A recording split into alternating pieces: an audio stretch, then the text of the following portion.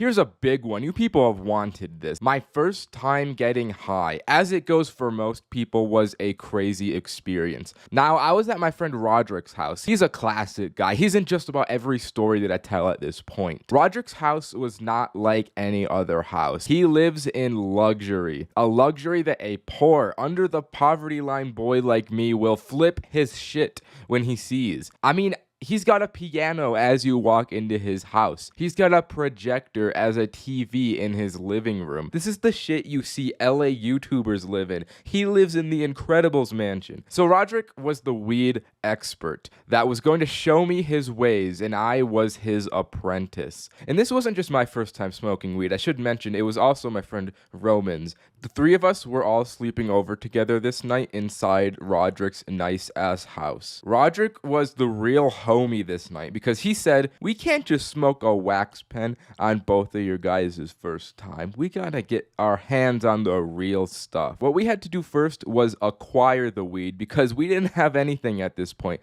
So we were going through the process of asking everyone that we knew on Snapchat if they knew somebody that sells weed until we finally landed on one guy. We pull up to his place and it's not scary at all. But this is my first drug deal. I'm anxious in my mind. What if this dude's got a gun? What if he kills us in cold blood? But then this dude comes out of his house with these big ass goggle glasses. He looked like a real dork.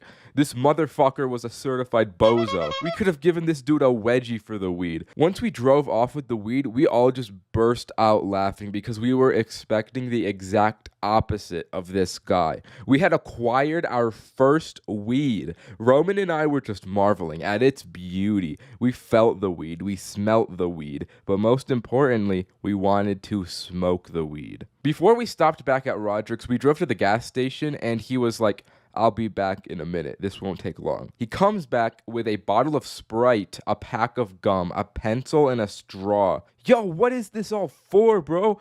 You'll see, bro. You will see. So we drive back to Roderick's place, run to his bedroom, and assemble all of our stuff. Roman and I just sit back while Roderick works his magic. He drinks the whole Sprite bottle, takes a gum wrapper, and wraps it over the top. He pokes some holes in the wrapper, and then he stabs the side of the bottle and sticks a straw in. And just like that, we had our own homemade bong made. It was a pretty jank way to smoke weed, and it didn't work all that effectively, but we had to make do with what we had. We were on limited resources. So we smoked out the Sprite bottle. And I don't know what was in this weed, but it affected Roman and I in a way weed has never before since then. In my going for a walk on mushrooms video, I mentioned how the mushrooms made my vision like in Minecraft, how your FOV can increase. In my experience, that's pretty usual for mushrooms, but this was the one and only time that I've had this effect solely from weed.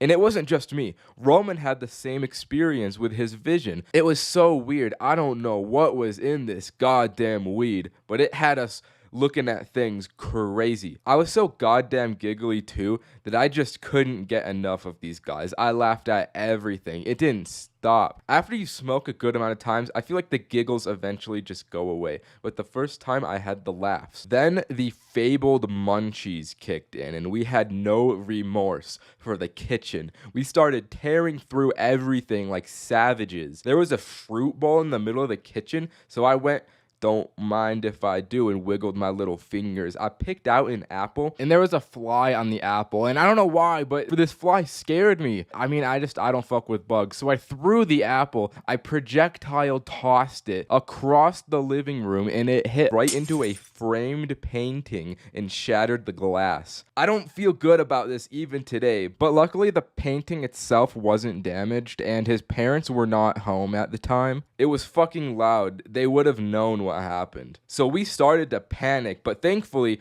Roderick is the real homie because he vacuumed up the glass for us. Lord knows, neither of our asses could have functioned a vacuum in our current state. And by this time, I started fucking up the Pop-Tarts, and I just forgot about what happened. I wasn't joking when I said we were savages. We were on a real ruffian shit. Roman went back to the room first with his snacks, and as I followed behind him, I entered the room to see that he was unclothed. He was only wearing his undies. He was sitting on Roderick's bed, eating a family bag of chips and watching YouTube videos. I feel like it's almost a universal experience where people smoke weed for the first time and search videos to watch while high on YouTube. And the same videos always just come up too. I know that you have seen this cartoon before. This video had us mesmerized. It was beautiful. We went on a YouTube binge for like over an hour or so, and I couldn't tell you how it happened, but we eventually ended up on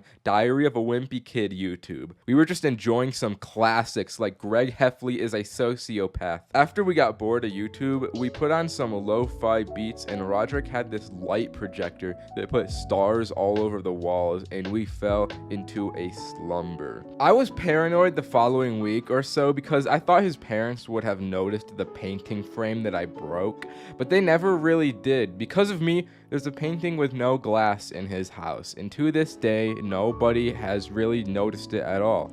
So that was the story of the first time I smoked weed. Okay, bye-bye. Dabs are an extremely potent method of smoking that I don't even mess with or really understand. You need this little thingy-mabobber, this doohickey, a tiny ivory ball that spins around, and a whole blowtorch. I tried to watch this tutorial to understand how it worked, but I ended up more confused than I came in. So I'm not gonna try and understand how this high-level Winterhold Skyrim sorcery works. That's for the high elves to know. The only thing I know is you use a blowtorch on THC oil, and that's crazy to me. So don't look to me for information. I never made it out of pre-calculus. I just tell the funny stories. So a few years ago, I found this rando at school because my little buddy Roman has a way of locating strangers and instantly befriending them. We could call this dude, Lois, ruler of the High Elves. So Roman comes up to me and he's like, yo, I met this dude named Lois in my class. You want to come over to his house with me? And I had never gone over to someone's house before meeting them, so I thought, yeah, that'd be funny, I'm down. So after school, we meet up at Lois's house and enter this nice, massive home. After we came through the door and met him, he mentioned that tonight was going to be an epic, no parents are home, we can do anything we want type of deal. So we popped off and he led us into his bedroom. As soon as we entered his room, it reeks and there's garbage everywhere. Bro's room was completely different from the rest of the house. He had clothes all over the ground and probably like food crumbs in his bed sheets. But the most bizarre thing he had was an open bag of coffee beans lying on the ground under his desk. I asked him, bro, why do you have an entire whole thing of coffee beans in your bedroom? And he explained to me how when his parents make him go to bed at night, he likes to secretly stay up and game. But when he gets too tired, he swallows the beans whole with some water because he doesn't know how to use a coffee machine. And that was the first red flag that we were in the presence of an actual sociopath. And then he wasted no time to instantly pull out the entire dab rig. So you guys ever smoked dabs? And to be honest, neither of us really even knew what dabs were at this point, but we didn't say all that. We were just like, nah. And then this kid proceeded to pull out one of those wax weed pens and a syringe. He opened up the pen, extracting out the wax with the syringe and squirting it into the dab machine. And I feel like there's no way this can be good for you. You're definitely not supposed to use pen wax for dabs. I'm sure there's some chemicals in there that would make you grow a third arm and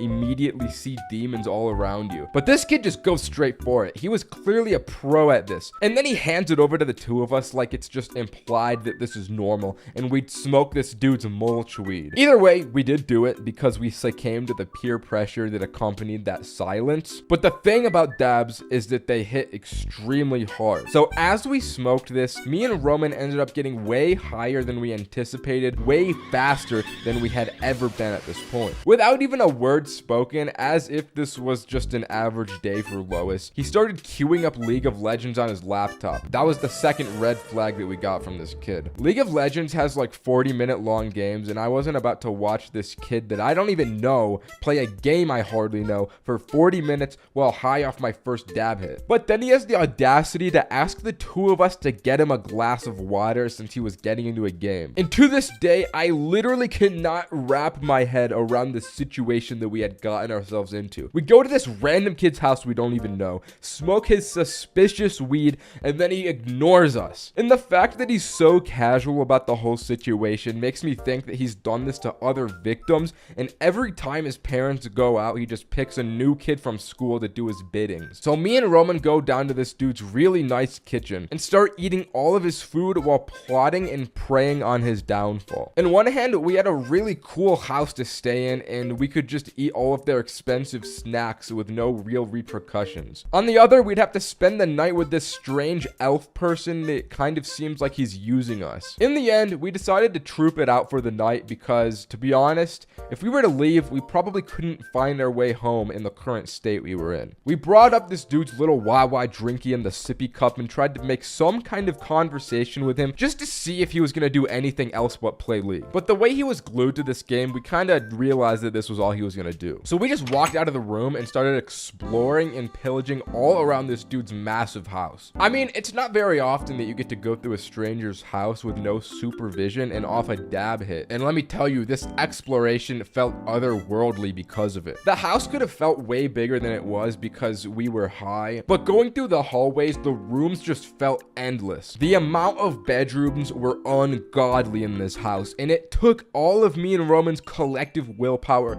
to not steal their belongings. It was like getting into the loot vault in Fortnite and resisting the urge to take a golden scar. We eventually found what seemed like a family computer room, so we decided to set up camp there. We migrated back to the kitchen to get our yummy snacks and came back with a massive load of epic foods. We kind of just played random games on this dude's computer for a few hours, and the whole time this kid did not come looking for us. We set an hourly alarm to routinely check on the kid just to see what was going on with him, but he was literally just playing League all night. Multiple hours passed of this, and it got to the point where we entered ungodly hours of the night and we just wanted to go to bed. But this dude was completely unwavering in the face of the tiredness. He was gaming all night. This went on for so long, we just started to theorize this kid forgot we were in his house. But we didn't want to go to bed because it felt weird to just sleep in a stranger's bed. So we conducted a plan to sneak out of the dude's house undetected. We called our friend Adam to pick us up a few blocks down from the house, and on our way out, we stole a bag of Cool Ranch Doritos and tactically shut the front door behind us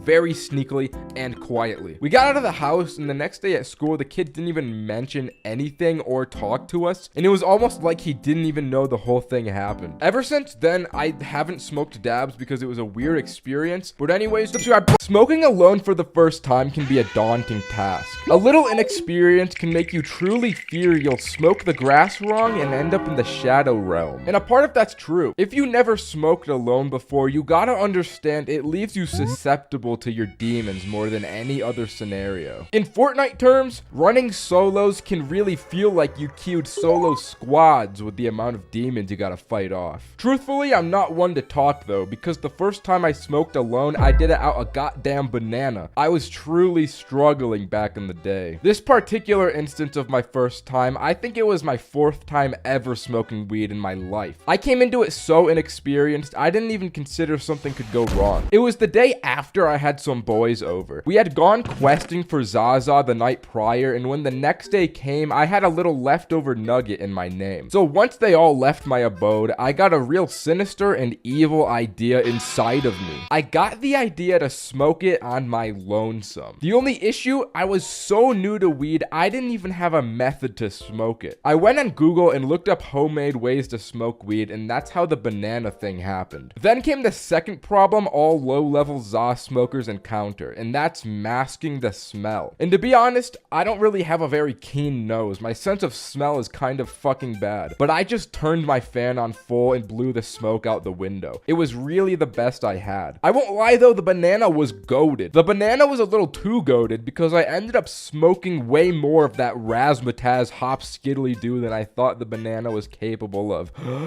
I expected some janky doohickey that hardly worked, but the banana method was truly valid. I only took like 2 to 3 hits since my tolerance was so abysmally small. But even from that, I started to see God. The chronic lung pain started to settle in immediately. It was so bad, I was praying to God, like, please Lord, free me of this pain. I didn't mean to smoke this weed. It was an accident. I really don't know how this happened. I was in recovery from this for like half an hour. I straight up thought it would never end and my high would be ruined because of it. So once I healed, I went on TikTok to rot myself from the inside out. But in my scrolling, there was one video that really stood out to me. It was specifically this one image from the video of a Lego Star Wars man. I stared at this picture for like 20 minutes, completely dumbfounded and in awe. I couldn't comprehend this Lego man, and it just didn't look right to me. So I did my research and watched the entirety of Lego Star Wars Episode 3 until precisely 12 minutes and 8 seconds into the video when I saw him. This is not the same as this, and it fucked me up. Immediately, I called Roderick like, bro, they fucking changed him, bro. What are you talking about? This Lego guy, he's not the same. They changed him. You have to come over right now, dude. I'll show you. So Roderick heads over to my house while I cannot comprehend why they changed a Lego man. He pulls up and I get the text that he's outside, and suddenly my brain does the vine boom sound effect. Wait a minute. If I gotta go get Roderick, that means I gotta go through my house. That means I could be seen by my very own mother. I looked in the mirror to do a quick checkup, and bruh, my eyes looked like Squidward when he said, I'm all out of money. And I had no idea if I smelt or not. So I sprint downstairs as fast as I can, acquire young Roderick at the door, and take him into my room. Almost immediately, he's like, hey bro, it smells like weed in here. And my brain goes vine boom sound effect with extra reverberation and bass boosted. Ain't no way, bro. Please say you're joking, bro. I can't have that be the truth. Nah, dude, it smells like weed. I start to panic. I don't know how potent the smell is, and I don't know if the smell had leaked out when I left my room. Now the objective has changed. It's no longer about Lego men anymore. It was about getting rid of the smell as to avoid getting a beating. I showed Roderick the banana, so he took it from me like, all right, this makes sense. The source of the smell has got to be coming from this banana. So what do we do about it? Give me a lighter. Oh, all right. And Roderick starts smoking out the banana, not before eating the whole thing. Eating that banana is just downright awful. All right, dude. Now the source of the smell is inside of me. So as long as I don't open my mouth very much, it can't get out. Oh, wow, bro. That's genius. I didn't know you had this much intelligence. Hey, I'm not done cooking yet. We gotta get the smell out of the atmosphere now. The atmosphere? Yeah, dude, the atmosphere. Go get a vacuum. Go get a vacuum. So I run and get the vacuum, and then bro turns on the vacuum nozzle and starts attempting to suck the weed smell out of the bedroom's atmosphere. Wait. That vacuum is too loud. It's gonna bring suspicion to the noise. Oh, damn. Good thinking. And in an attempt to soundproof my bedroom, me and Roderick take my bed mattress off the frame and push it up against the door. Once we had thoroughly sucked all stench from the atmosphere, Roderick was like, all right, we gotta vacuum the floor now because the odor can trap itself in the carpet, so let's suck it out. So then we vacuumed my entire bedroom. Our soundproofing was apparently not good at all because all of a sudden my mom opens my door to see what all the noise was, and the mattress falls on Roderick. What's all this noise? Oh, you know, I'm just cleaning my room.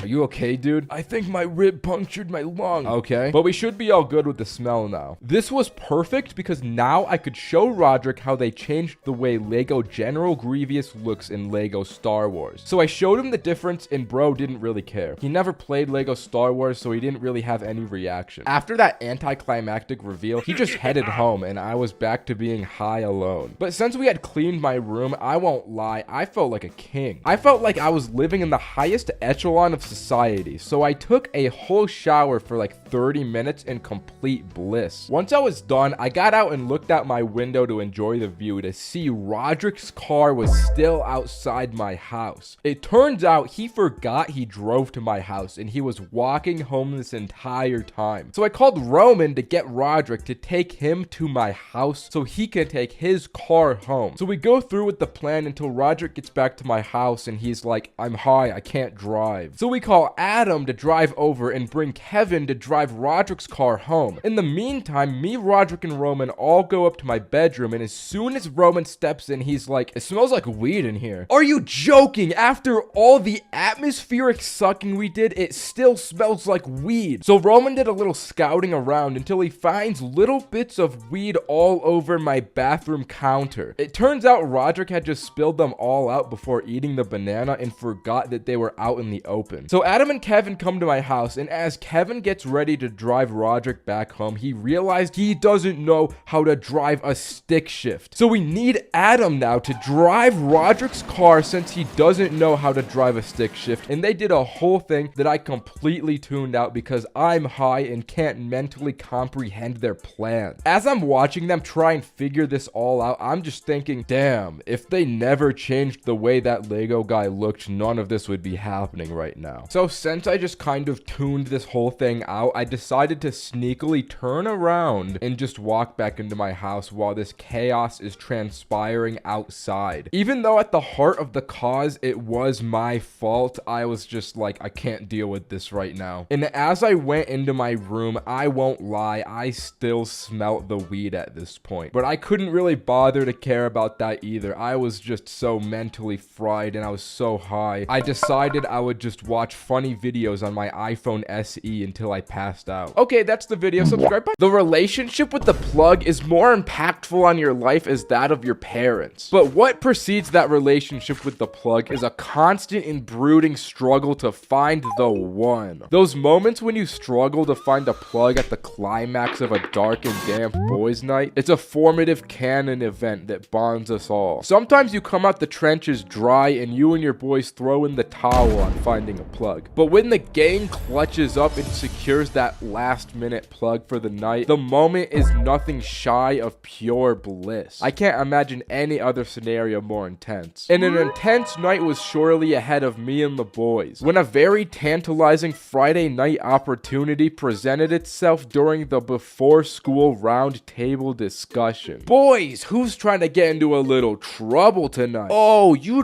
couldn't possibly mean. I think you lads know exactly what I mean. Alright, so you got any of that skiddly diddly hopscotch diddle drip on you, bro? Nope. Yeah, my pockets are empty. Oh, damn. Well, I guess we've got to get a plug on our hands. And right then, phase 1 of the plug struggle began. As all desperate high schoolers do when in need of a little grass, we all spammed everyone we have added on our Snapchat. We all tried different approaches, starting with the simple and to the point method. Anyone got grass? We tried the desperate attempt. Hey, bro, please, does anyone have weed? I need it so bad, bro. And we even tried the really desperate method. Hey, bro, would you trade a couple dozen tamales for a perk? And by the time the gang got back together after our first few periods, it was like, all right, boys, let's see the plugs for tonight. What did you all get? The only snap I got back was a picture of this girl's forehead. What about you guys? I got the left side of her face, but I think she wants me, bro. Damn, all I got was left undelivered by Team Snapchat. I think it was safe to say phase 1 was a complete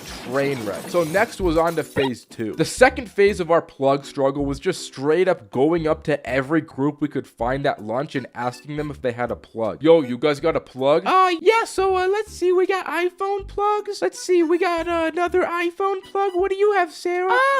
Let's see, I got an iPhone plug. You guys know a plug? Listen here, little boy. Bow down when you talk to me so I can hold you still and make sweet love to that little pretty face. Yo, you guys know a plug I can use for tonight? Oh, yeah, bro. Here, I'll give you a snap. And just like that, Roman brought all of the boys together. For phase 2 of the plan was a monumental success. The anticipation for this night followed the three of us until school finally let out and we could make the moves towards phase 3. Messaging the plug. So we hit him up like, hey, bro, we're trying to acquire tonight. You up, baby? And he's like, yeah, man, meet me here at 9 p.m. tonight. And just like that, we had a time and place. The plug struggle was really looking like it was coming to an end. It was a bright future for the boys. So when night fell, we all sat there on Roderick's bed, kicking our legs and twiddling our thumbs for the clock to strike 9. And once the time came, we all sprinted out the house and drove 150 miles an hour to the location. But when we got to the spot, we were starting to get a really bad feeling. As it turned out, the location this plug wanted to meet us at had to be the most suspect, dark, and desolate public park we could have ever been to. We're looking around for this guy from the car and don't see anyone. We thought there was gonna be no time before red and blue lights start flashing. But then we get a Snapchat from the plug like, is that you that just pulled up? And we're like, yeah, that's us. So then he replies with, come into the playground. I'm in the fucking slide. The three of us walked into the playground and bro was not lying. He was sitting in the slide. So what you guys want tonight? We want weed. I know, but like, we would like a joint for the each of us. Oh, I only got carts. Damn, all right, well, that's cool. We'll take that. So we make the exchange and this dude only gives us the cart with no battery. So what about the battery, bro? Oh, I don't sell batteries. I only have carts. We thought this guy was scamming us. I mean, we can't do this shit with just a cart, but that's when the plug explains tweaker wires to us. Yeah, man, all you gotta do is cut a phone charger in half and you can use the wires to power the battery. It gets you really high though, so be careful. Oh, wow. So the girls at school did know what they were talking about. Now, we didn't want to question this plug anymore because we weren't about to get pushed down a slide or whatever this dude would do to us. So the three of us just trusted his word even though that sounded like it couldn't possibly work and considered phase 3 a kind of success. So we drove back to Roderick's and phase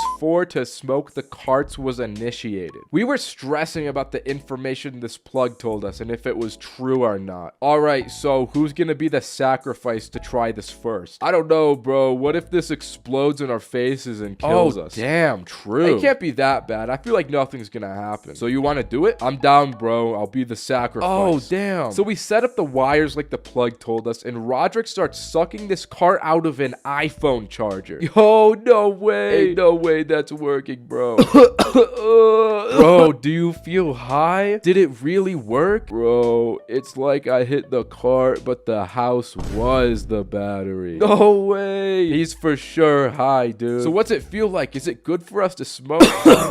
Dude, I mean, help yourself, but this shit is hitting me like a fucking semi-truck. Roderick got ubiquitously sent into the shadow realm from that hit. It turns out that when you use tweaker wires, it makes you tweak. The electricity heats up the oil way hotter than a battery does, which in turn puts more weed particles into the inhalation, and in turn makes you higher than you could ever imagine. Damn, I guess it's either we get too high or we aren't high at all. Nah, man. I know one way. I know a method. I didn't want to do this, but my cousin can get some for you guys. Oh, for real? All right, so what's his number? It's 5-4. No, I think it's 4-9-5-4.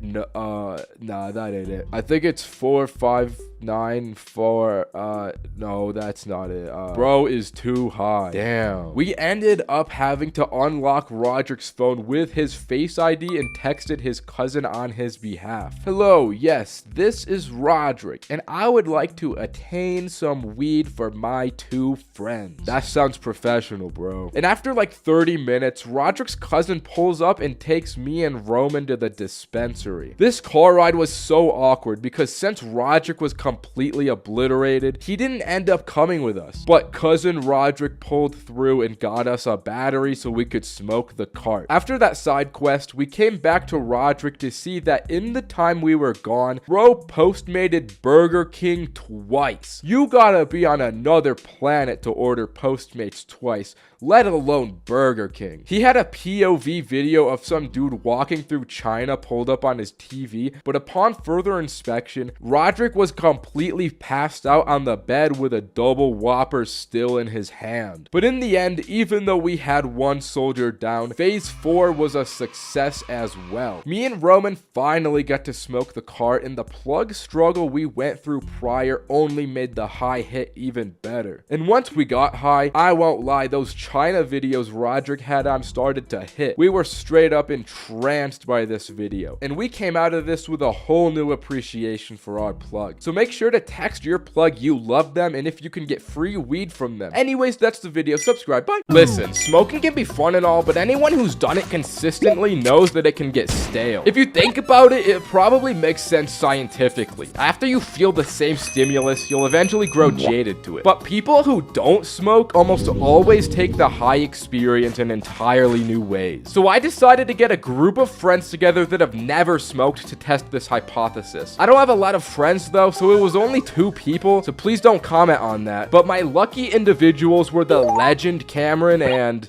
my friend Jaime. Jaime showed up to my house first, and completely unannounced to me, he came in full Joker face paint. When I saw this, I got the feeling that this night was gonna be really funny or really scary for Cameron. I didn't know how he'd take this once he saw it high. But eventually, young Cameron pulled up, and I gave the 2 of them edibles because they didn't want to hurt their little lungs. So while we're waiting for these to hit, I really start hyping the whole thing up to these guys. Alright guys, listen, this is gonna actually change your lives. This is gonna be the best experience that you've ever had. And Jaime was like, hee, I'm the Joker. And not even 10 minutes after consumption, Cameron swore he could feel it already. That was cap though. It was all placebo at this point, but he believed it with his whole heart. It didn't help that Jaime started gaslighting him like, yeah, you definitely feel it, man. I think I'm actually starting to feel it too. Holy fuck, I'm so fucking high. So Cameron lays on the bed thinking that he's already high, while Jaime just starts getting into my PC. There was very little time before Jaime just opened Steam and bought Honey Pop with my credit card.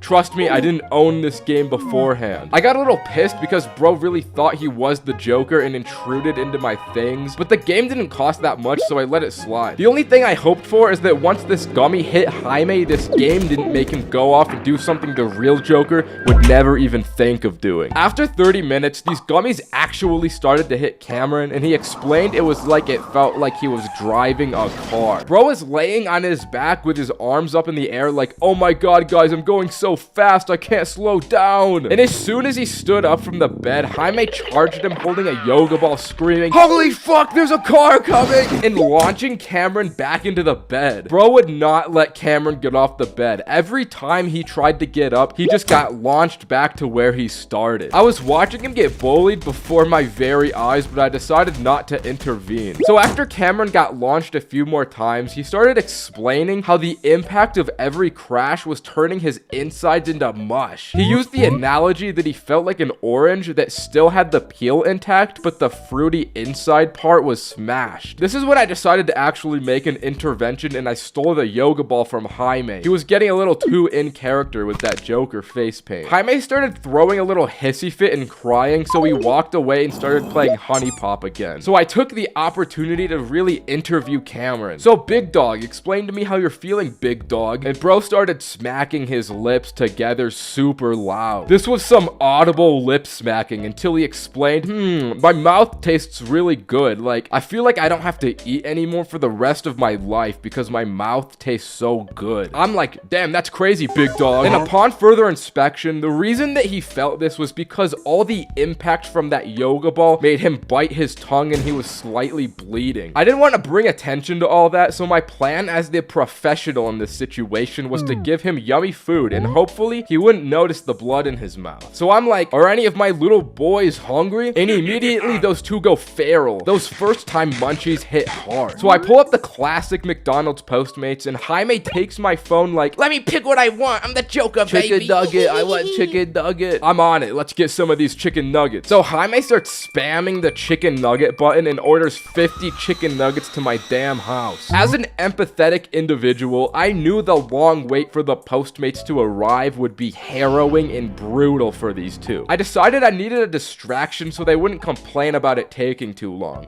mainly Jaime. So I pulled out the iPhone projector and started playing Five Nights at Freddy's game theory lore videos because I know Jaime loves those. After not even getting a few minutes into the video, I came to the realization this was actually a terrible mistake because it started to make Jaime genuinely tweet. Five Nights at Freddy's 4 is the worst thing to ever happened to the series? What is Blood yapping about? I don't know, man. I'm really hungry. It totally has all the pieces for a dream theory to be true, but no. Is this like an issue? Like, should we stop him? I don't know if this is bad for Why his is health the or Chica something. toy missing its beak? I don't What the fuck know, does any of that man. mean? And what the fuck is Juniors? Why don't people realize FNAF 3 takes place in 2015? 30 years refers to 30 years since the original murders in 1985, not 30 years since the first game. That makes no sense. Luckily, the Postmates notification cut him off, and it was chicken nugget time. Let's go. So we ran downstairs, got the food, ran upstairs, but as me and Cameron got to the bedroom, we decided we needed water with the nuggets so that we didn't choke to death. Before we went back downstairs, though, I decided to snap a little picture of the scene in front of me, because seeing Jaime in Joker face paint playing Honey Pop with 50 chicken McNuggets was something I didn't want to forget. But unknown to us, this would quickly become a top 10 moments caught before disaster image. So we go downstairs, fill up the water in the slow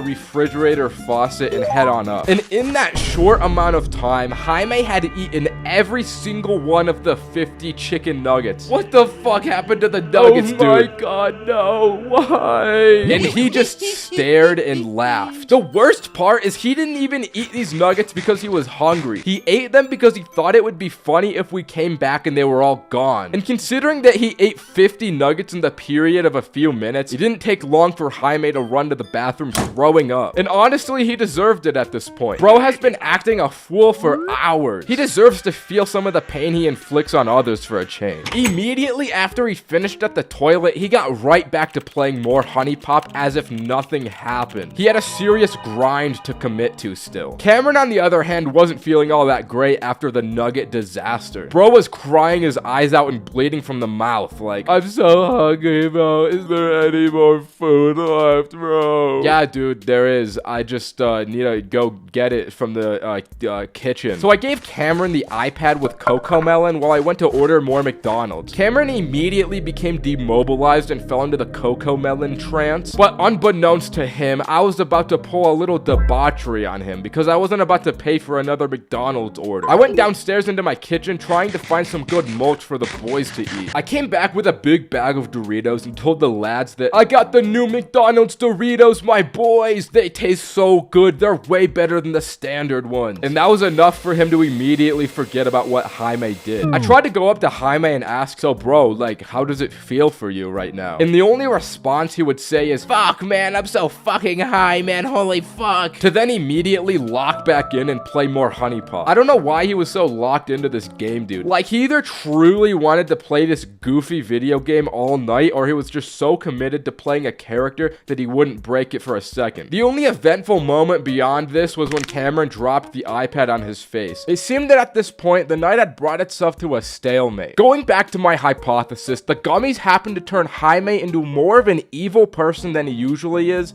and it turned Cameron into a toddler. To be honest, I don't think they took it very differently as non-smokers, but also maybe I chose the worst sample group imaginable, I don't know. But anyways, that's the video. Subscribe, bye! So not too long ago, I got pretty close with my plug to the point where I just kinda would chill at his place, smoke, and play some games with him. If you've ever been over to one of your plug's places, you know they always have the best cribs. This guy had those big old couches in his basement, the ones that kind of go all around the room in a C type shape. He had bean bags. There was even a little aquarium so you could watch fish swim around while you're off that Zaza. It's always just the prime place to be. I live in a fairly smaller town too, so this guy wasn't just my plug, but the plug. This guy would just leave the door open and let people come into his home, pick up whatever they were getting, and go on their way. So people were constantly in and out of the place throughout the night, and I got to see a lot of interesting people and interactions in this time. The thing that set this guy apart from any of the other plugs that I've ever known is the way that he makes his transactions. He's got his Cash App and his Venmo set up, of course, and he takes cash, but that was only when there was money involved. Sometimes the things this guy would take weren't even money. This guy would be trading the most random things for his weed as long as it interested him enough. Hey bro, I got this tire here. I've dismantled it from like a neighboring resident's vehicle if you're interested in that. Oh yeah, bro, that'll be an ounce. If someone comes in with a Slinky and he wants it, he'll trade it for weed. Somebody comes in with a Happy Meal from McDonald's, if he's hungry enough, he'll trade it for weed. One time, some guy came in with a fish in a bag, like those little carnival fishes that you win. He thought that the plug would want it to add to his aquarium that he had, but he just turned the guy down, which I think is pretty reasonable. This guy would collect such an amalgamation of the most random items as long as he wanted them. One of the most legendary moments was when this guy traded his PS5 and a controller with a copy of Demon Souls for a half pound of weed. We stayed up all night playing with this thing. It was a blast. We had a few friends that would stream on Twitch too, so we pulled them up on the PS5, and the plug would just type things in the chat like, if you ace this round, we'll give you free weed. He would act like he was Mr. Beast giving out money, but it was gas, bro. He was giving out weed. One of the strangest things that he traded for weed was probably a 12-piece chicken McNugget from McDonald's for a gram of weed. These guys just pulled up to buy some weed from him, and he saw they had McDonald's in their car, and I guess he was just that hungry, so he decided to make the trade. But that's not the only time that he would trade food for weed. Matter of fact, food was probably one of the most common things that he would take from people. He would even text previous customers if they would bring him food for weed, and they always would. This guy had the whole town at his fingertips. This was his own personal DoorDash service. I'm pretty sure there were even a good amount of days where he was just straight up not profiting because of the amount of food he would have people bring him would not be proportional to the cost of the weed. He was addicted to that late night Taco Bell cheesy gordita crunch, so much so that it was putting him out of business. There was even times where what he would be trading weed for were not even material objects. Hey bro, if you can do a backflip, I'll give you some weed. All right, good job. Now do another one. All right, good job. There you go. I was tight enough with this guy that he would even let me get in on this. And I won't lie, I'm a pretty strong young boy. I would be testing my physical capabilities with these customers. I'd be arm wrestling everyone in town on a 15-game win streak.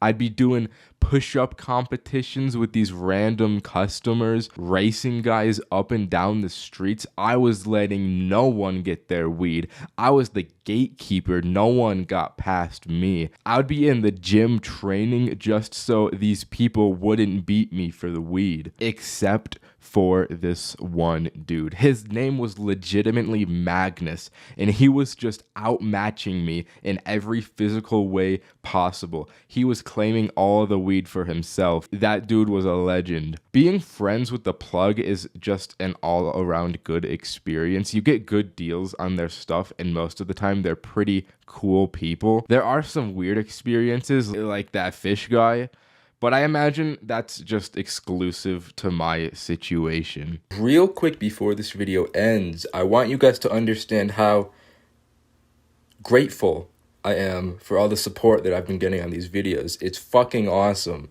It's awesome. Thank you. Subscribe. Moonrocks, aka THC Megazord, is allegedly the most dangerous and powerful devil's lettuce crafting ingredient humans can possibly create with our current technology. Moonrocks are the frontier of all weed advancements, in that if smoked will change the way you view weed for the rest of your life. At least that's how some people were hyping these things up to me before I tried them. So when I first heard about this, naturally the first thing I thought was, the fuck is a moon rock? And you'd think I would have found out after having smoked them, and I'm leading into an explanation, but to be honest, I still don't know. I mean, it's a little nugget, it looks like a rock, and it's really strong. That's all I know. Anyways, here's the story of the first time I smoked a moon rock. I was with my boys as per usual when the idea of moon rocks came up. None of us had actually ever done them before, so it would be all of our first times. But since it was our first times, we didn't have any. But for the most part, we're all big kids now, so a few of us drove down to the dispensary to pick some up. We walk in, ask the employees for moon rocks, and they didn't even know what we were talking about. How do you work at a dispensary and not know what the weed is? We left empty-handed and decided to take some Google searches to find out how to get these. After Google searching, can you get moon rocks at dispensary? We found out that they're actually extremely rare. Not just that, but they're actually illegal. Oh wait, that's talking about the shits from space. Never mind. We loaded up weed maps and found a dispensary that has them. Drove over there. Yeah. We get home. Time to get high, baby. Let's go. The price for these things were really steep. It was like $80 a pop, but also the price only added to the group's collective curiosity. So me, Roman, Roderick, and Adam all gathered around this magic rock, marveling at its greatness. Damn, bro, it's beautiful. You really think this tiny rock can really be all that? I don't know, bro. I hear it's illegal. You can't have rocks from space like that, so it's gotta be strong. Roderick and Adam were already high going into this, so please pray for their souls. Cameron was also there, but as per usual, he didn't smoke, although he played the most important role in all of this, and that was giving me the information of what happened this night, because if not for him, I would have not remembered anything that happened to me to make this video. So we loaded up the thing, smoked the moon rocks, and almost instantly, you can feel that these things are strong. Off rip, each of us were feeling it quite adequately and splendiferously so. We did the usual goofing around and whatnot as you do when you're high. But all in all, the group was a little disappointed at this point. Yeah, we had a good high, but it wasn't quite the next level experience we were wanting. Considering the hype, we had expectations that this would change our lives and provide lifelong financial freedom or something like that. But little did we know, moon rocks actually have a secret ability that doesn't activate until 15 minutes after being smoked. The high of the moon rocks just kept getting higher and higher for us. After some time, we'd all think, damn, all right, this is actually getting somewhere. And then it would just keep going and going and going. The moon rocks had no plateau. And I guess that's the appeal of them. That's probably why they're called moon rocks, yeah? But anyways, after letting the moon rocks cook, we finally got it. Roderick and Adam being high beforehand definitely made them more zooted than anyone else, because Roderick became completely non-verbal and just lied on the floor, being completely still, while Adam was feeling the texture of the walls going, yo, it feels so real, it feels so good. These two were like the hollows from Dark Souls, dead spirits roaming shallow levels of the astral world, relentless and tormented, clinging on to the last remaining bits of their lives. Me and Roman, we were just really high. Now, what I'm about to say will probably be really controversial and could even possibly ruin my career. But in this heightened state, Roman did the impossible and convinced me that the Ohio meme was actually funny. You know how something that becomes unfunny gets life again by becoming ironic? Well, through that irony, I came full circle to the conclusion that Ohio is funny. He kept pointing and saying, Ohio weed. And I hated it at first. I thought it sucked. I did not think it was a funny joke at all. But by the time he got to his 20th Ohio weed, he eventually broke me. And then he stood over my body as I fell on the ground and said, I control you now, you're mine. Then proceeded to point at things and do the Ohio meme. In hindsight, I kind of don't think he's remotely funny to me at all, but there's something impressive about the fact that he could bring a day's worth of longevity back to this joke. As for me, I felt like my body was made of the sticky part of Velcro and everything else was whatever you call the other end of Velcro. I jumped on this bed and got completely stuck to it and couldn't get off. But I had a TV and an Xbox at my disposal, and from there, those two simple items brought me something I could only compare to an enlightening and spiritual experience. I queued up some classic Fortnite, went to the creative maps, and attempted to beat Fortnite only up. This collectively brought everyone together to watch me fall off of the first 3 boxes over and over. But every time I would get one more jump on my run, it was unreal. Everyone would pop off. The way they reacted to my gameplay gave me an evil little idea to do some trolling. Naturally, the group conglomerate gets munchies and all charge towards the kitchen, except for me and Cameron. I had to use all of my willpower to not follow them because I had hella munchies as well. But I turned to Cameron and whispered, "Bro, open YouTube for me. I want to see somebody beat this."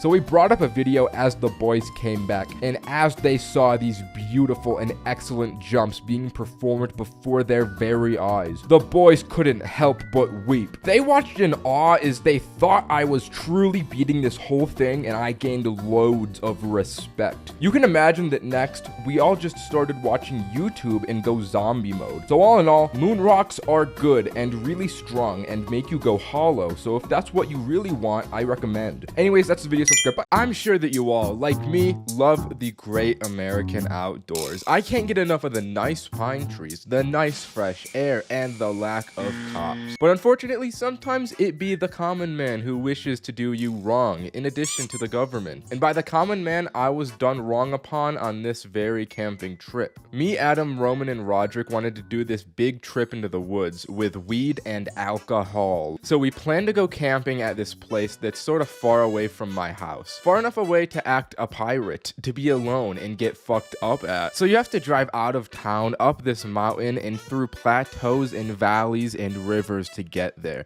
But once you get to the top, it becomes a lot of campsites that overlook this really big canyon. We took Roderick's rinky-dink Toyota Matrix, and let me tell you, the gams on this baby, the gams, as in there were none. It took us like 2 hours to get to the top. This car was not built for 4 young, spry boys going uphill. Once we finally made it after sweating in this no AC heat box, there was this fucking tree blocking the road we wanted for the campsite. So we moved that shit, like bam, like out the motherfucking way, bitch, blunts in mouth. So we get done being hot and we throw this tree, pull the car along the road, and make it to the campsite. It's all downhill to our left because the campsite washes out in the cliff drop. But we set up the tent and there's this beautifully constructed fire ring of high rocks that's right next to the edge. We set up the chairs and start working. Me and Roderick get the grate. Roman brought the skillet to rest on top. Adam starts rolling the yada yada, that sugar gabagool into the honey blunt, while my boy Roman gets the playlist bumping. We fry up eggs and bacon at like 9 at night and smother it in hot sauce and start drinking with dinner. We smash Coronas and we pass blunts for a little bit. Before long, the horror and reality of what we had just done began to set in. We had smothered a little too much and my stomach had really began to be a little fucking mad at me. One by one, we got hit by the shits in varying levels. Roman wound up throwing up because of his upset stomach. This unfortunately lasts a while, and I think the septic shock began to set in as we all felt absolutely feverish, from the shitting to the weed to the beers. Our grand night had hit a crash because I was just sacked out. But as I'm getting out of the tent at this time, I see what is clearly light coming from beyond the car. I'm at the tent, so I can't really see what it is from where I'm at.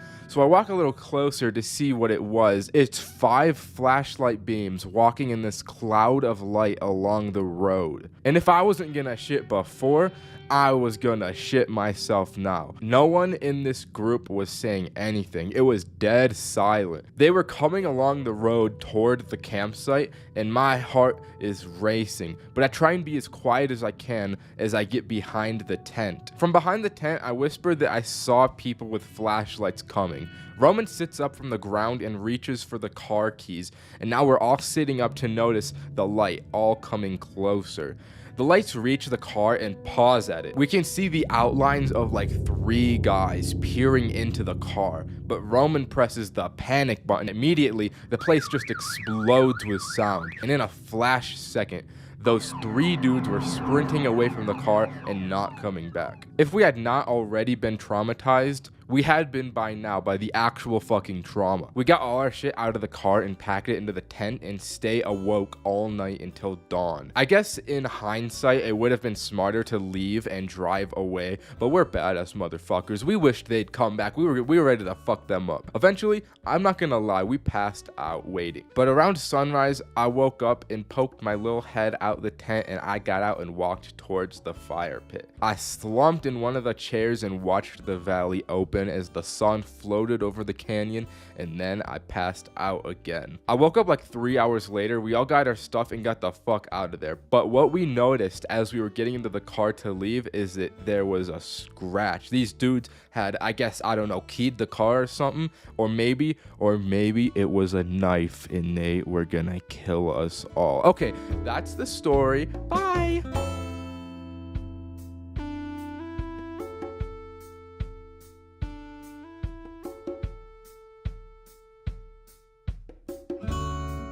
When it comes to high school, we all have shit memories. Nobody's decision making will be depthful when they don't have consciousness. Even when it was good, it was never all that good. Today, I'm unfortunately here to recall upon a time that has fallen down in infamy. It was a certified bad time. Back in 11th grade, we needed to up the ante and raise the stakes on a daily basis, merely to keep entertained and probably alive with our hormone brains. So we concocted this half-scheme idea to smoke gold. And what I meant by that was to roll a golden joint. Surely an absolute premium experience to be had. We wanted that man in the moon weed to get us out of this motherfucking world and to place into our wraps made of gold. But that wasn't enough. We had the brilliant idea of suggesting a boys' feast this night, featuring a steak, a beautiful steak, as the main dish. We fancied ourselves sophisticated philosophers and men of taste. The philosophers in question being me, Roman, Roderick, and Adam. Our combined brain power told us we needed to act fast, or else Adam's plug may take a nap. So Adam texted him at lunch real quick to secure a dub before Mans hit his afternoon weed coma. After school, we hopped in the whip and skirted off. Questing with the boys was never any lightweight situation, you understand. A Socratic philosophical debate carried out inside revolving around how much coinage was required for the night's festivities. If we pooled our money, we had $47, which was probably enough to buy the steak and the weed that we wanted. We pulled up to Safeway and parked the whip to commence the shopping. This was my first time buying meat to cook. I didn't know what to look for, and neither did anyone else. We bought the steak, got in, and got the fuck out of there like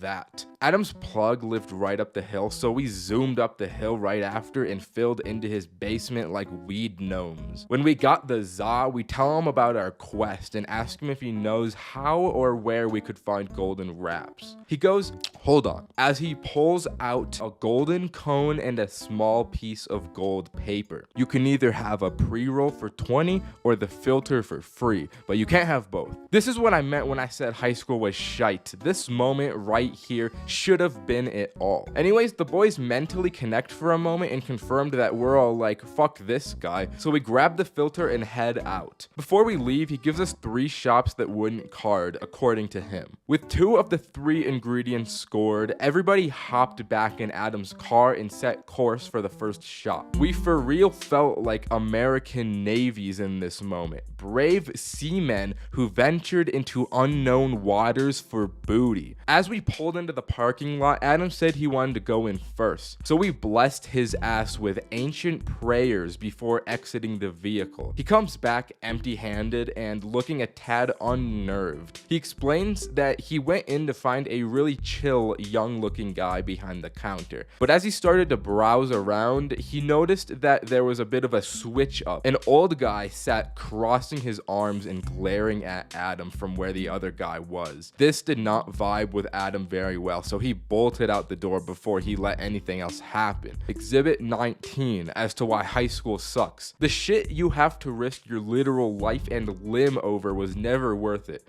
Looking back, this was not worth the amount of trouble we could have gotten into. From here on out, we decided to call the places to ask if they had any specialty wraps, but the second and third shops that the plug had given us were a no-go. So we decided to Google 24 karat gold weed wrapping paper for sale near me. This turned up some interesting results, and after some more Googling, we narrowed it down to one shop that might have had it. At this point, we're impatient and morally sabotaged after escaping a nearly fatal encounter with the last. As we're pulling into this decrepit looking empty strip mall, we consult the lexicon and find a ritual of protection for our boy Roderick. We gotta buff him with Dark Moon Blade before sending our man out into the fray of Dark Root Garden, bro. This motherfucker Roman starts chanting inaudibly. We wrap up our blessings and Roderick steps out ready to face our collective demons.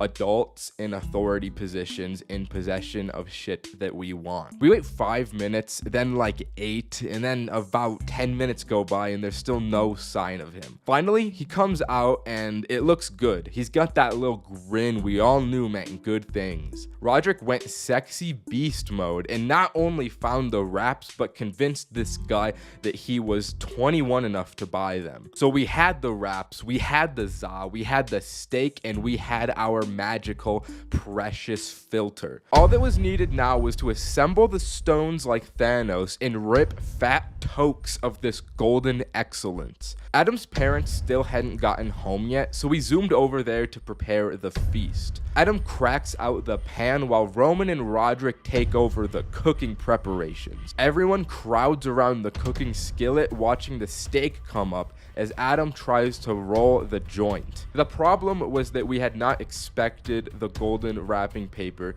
to be as thin and slippery as it was. Adam's fingers couldn't really get a good tuck going and fold the paper over. Micro weed nuggets start falling out and I foresee what is about to happen before it does.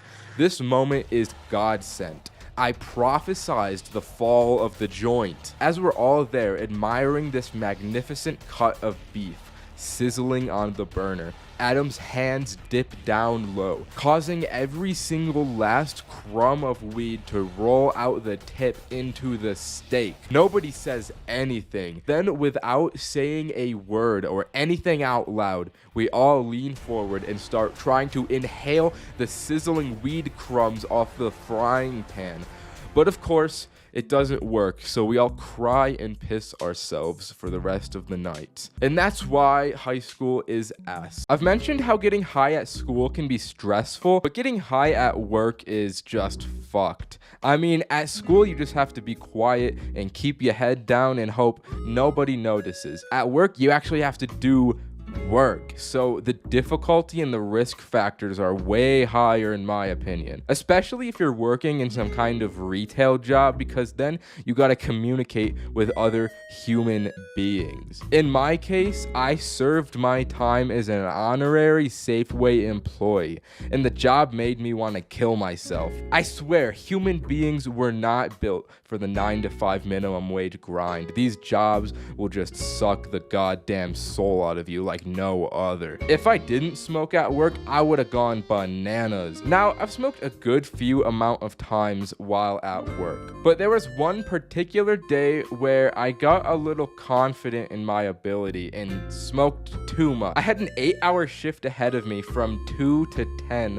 where I had to alternate each hour from sweeping and cleaning. The thing about these days is that they were by far the easiest days on the job, hence the overconfidence. I got to work, started smoking, and clocked in. And the beginning of my shift went pretty well. I was sweeping like a king. I was cleaning like a king. Eventually, the monotony got to me after an hour or so I smoked a little more. Almost instantly, I knew I smoked a little too much. I'd be going around to each of the store's little departments, forgetting if I had cleaned them or not. I'd be sweeping every other aisle without realizing I was. It was bad. Eventually, once I got to cleaning the bathroom, I just locked myself in there and sat on the toilet to collect my thoughts. Alright, I'm obviously way too high right now to do my job. What can I do about this? Well, I could eat food, but then I'd have to wait until my break. Or I could just sneak a little treat. I need to find a way to avoid work. I think letting time do its thing is the best play here. So I left the bathroom with this plan to finish my cleaning and then just hide in the break room until the next hour came and I had to sweep. As I was walking through the store, I walked by the bakery and those goddamn donuts were just enticing to me. I couldn't resist the urge to just take a donut, but I didn't think any further past that. So I grabbed the donut, but I couldn't eat it because people would see that I was eating the donut and stealing it. So quickly, I thought up the idea to just shove the donut into my pocket and then I would eat it once I got to the break room. I went on to do my job, but then I saw my manager approach me. Oh fuck, she knows I'm high, bro. She knows I'm high. She knows about the donut too. It's all over. I'm gonna lose my fucking job. Excuse me, but Jared told me that you didn't clean the toilet. When I had went into the bathroom earlier, I forgot to clean it, and this goddamn guy Jared narked me out. Oh, my bad. I'll go and do that now. Then I had to go back to the bathroom and watch Jared teach me how to clean a toilet. I was just watching this man filled with real, unfiltered, primal rage. See, man, you just gotta put a little elbow grease into it just like this.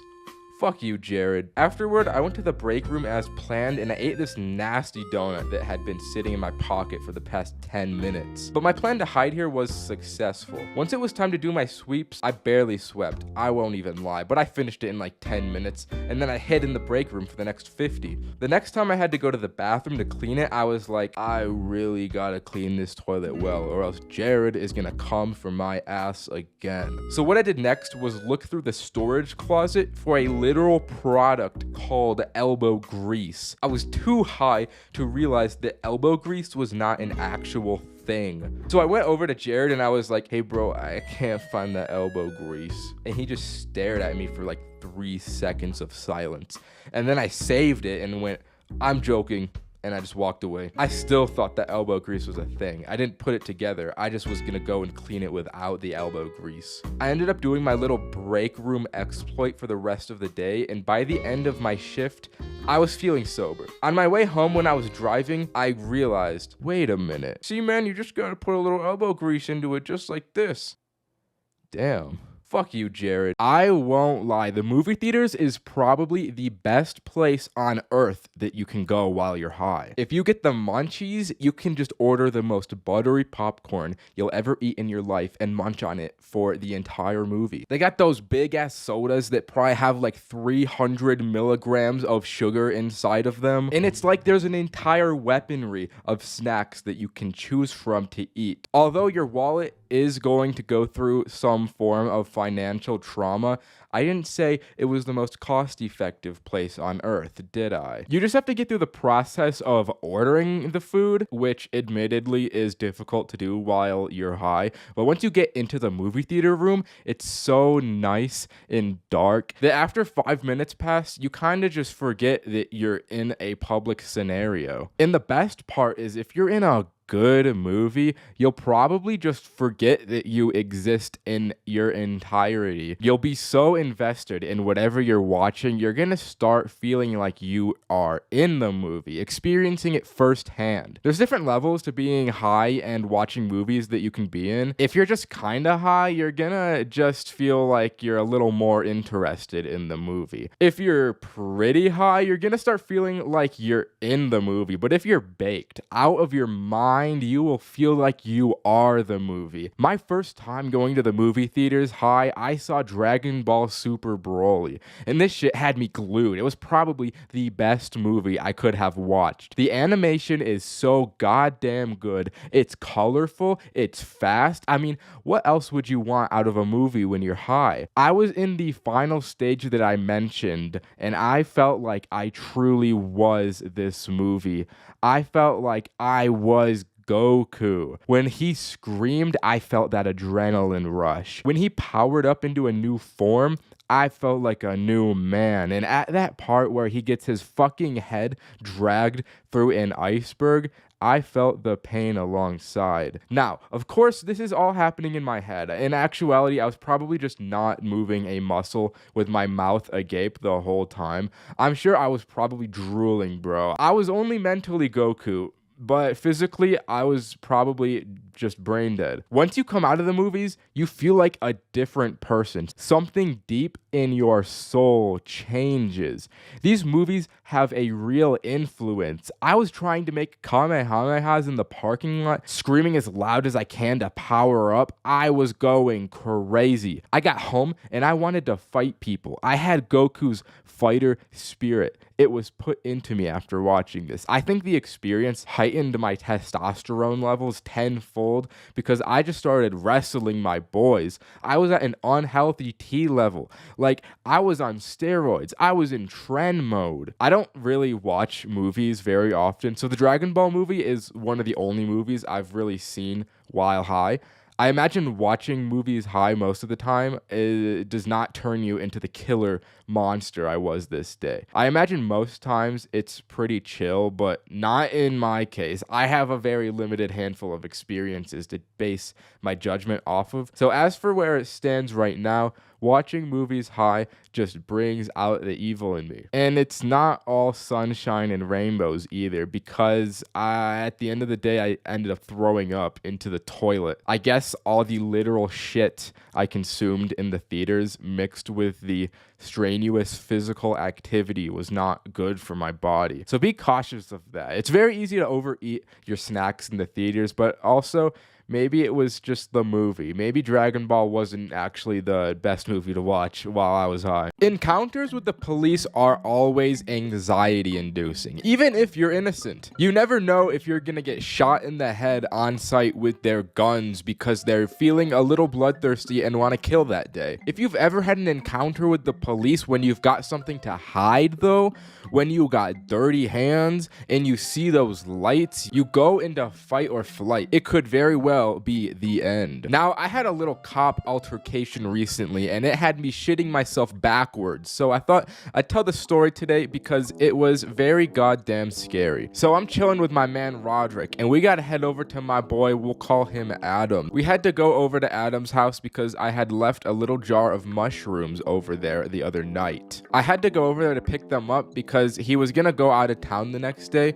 So we drove over to his place and we ended up going for a little walk while we were over there. I won't lie though, during this walk through the late night suburbs, we were partaking in some gas, some weed, some za, some goody. You know, we went around for a bit, it was fun, but by the time we got back to his house, we wanted a little more walking. We were fiending for the walk. We decided we would drive over to the college campus and peruse around that place for a little bit. Now, I wouldn't trust myself to drive a car while high. I know people are about to say that's irresponsible, but this is Roderick driving the car we're talking about. He's high just about every waking moment of his existence. He's good. If he couldn't drive a little high, he wouldn't be able to function as a modern human. And the streets are empty past 9 p.m. where I live, so you'd be hard pressed to even find another human person. So I got my little mushrooms and I was going to put them in the glove box, but my dumbass couldn't figure out how to open it, so I decided to put it in the tunnel console. This seems like a pointless detail, but trust me, it's important. As we were driving to campus, we saw some dude getting pulled over, and then we saw another dude getting pulled over, and then we saw the police lights light up right behind us. Adam was lighting up a joint at the time, and we were also all high, so our hearts sank. But it turns out he was only pulling over the car behind us. We had seen 3 people getting pulled over in the span of like a 10-minute car drive. It was crazy. I guess they just needed to hit that quota, so they were pulling over anyone on the road. We went on our little walk, and as we were walking through the campus, we saw another person being pulled over. This was just absurd. I can guarantee these people probably did not deserve to be pulled over. There isn't that much illegal activity that happens here. As we finished the walk, we started heading to my place since I lived the closest to campus. this. But as we were driving through the last light to my place, not even a minute away from the destination, Roderick drives through a yellow and the goddamn police come after us for driving through the yellow light. It was the most clearly yellow light, bro. So we pull over and we're like, holy shit, we're fucked. We're all high and we just got pulled over. And in this moment, I remembered that we have mushrooms in the car. We are in possession of illegal drugs. And they're sitting right in the tunnel console that's broken anyways and doesn't have a top to it. So if the cop walked over, he'd just see it sitting there in the middle. So as the cop is walking over to the car, the best thing I can think of is to take the mushrooms and throw them under my seat. Imagine if I had put them in the glove compartment like I originally was going to do. He would have asked for the registration and the drugs would have just been right there. Luckily, I was a stupid, silly little guy this night and I couldn't figure out how to open it. He comes up to my window, even though I'm the passenger, and he shines his flashlight right in my face and he's like, "You ran a red, man." He asked the usual questions like, are you under the influence and do you have weapons? Roderick says no to both of these, even though he's high and has knives in his car. I don't even know why he lied about the weapons, dude. He just did. So he goes back to his car for like 20 minutes while he checks the registration, and the three of us are just sitting in silence the whole time. The air was thick. It was a loud silence. He comes back to the car and just lets us go. So we head out scared shitless. I get home and I just go to bed immediately and hit the in my bed. I don't know why the cops were so active this night, but I guess it was cool that we didn't get a ticket or caught with drugs. If you take anything from this story, I would take that you shouldn't drive through yellow lights around cops because they will use your life for a quick bag.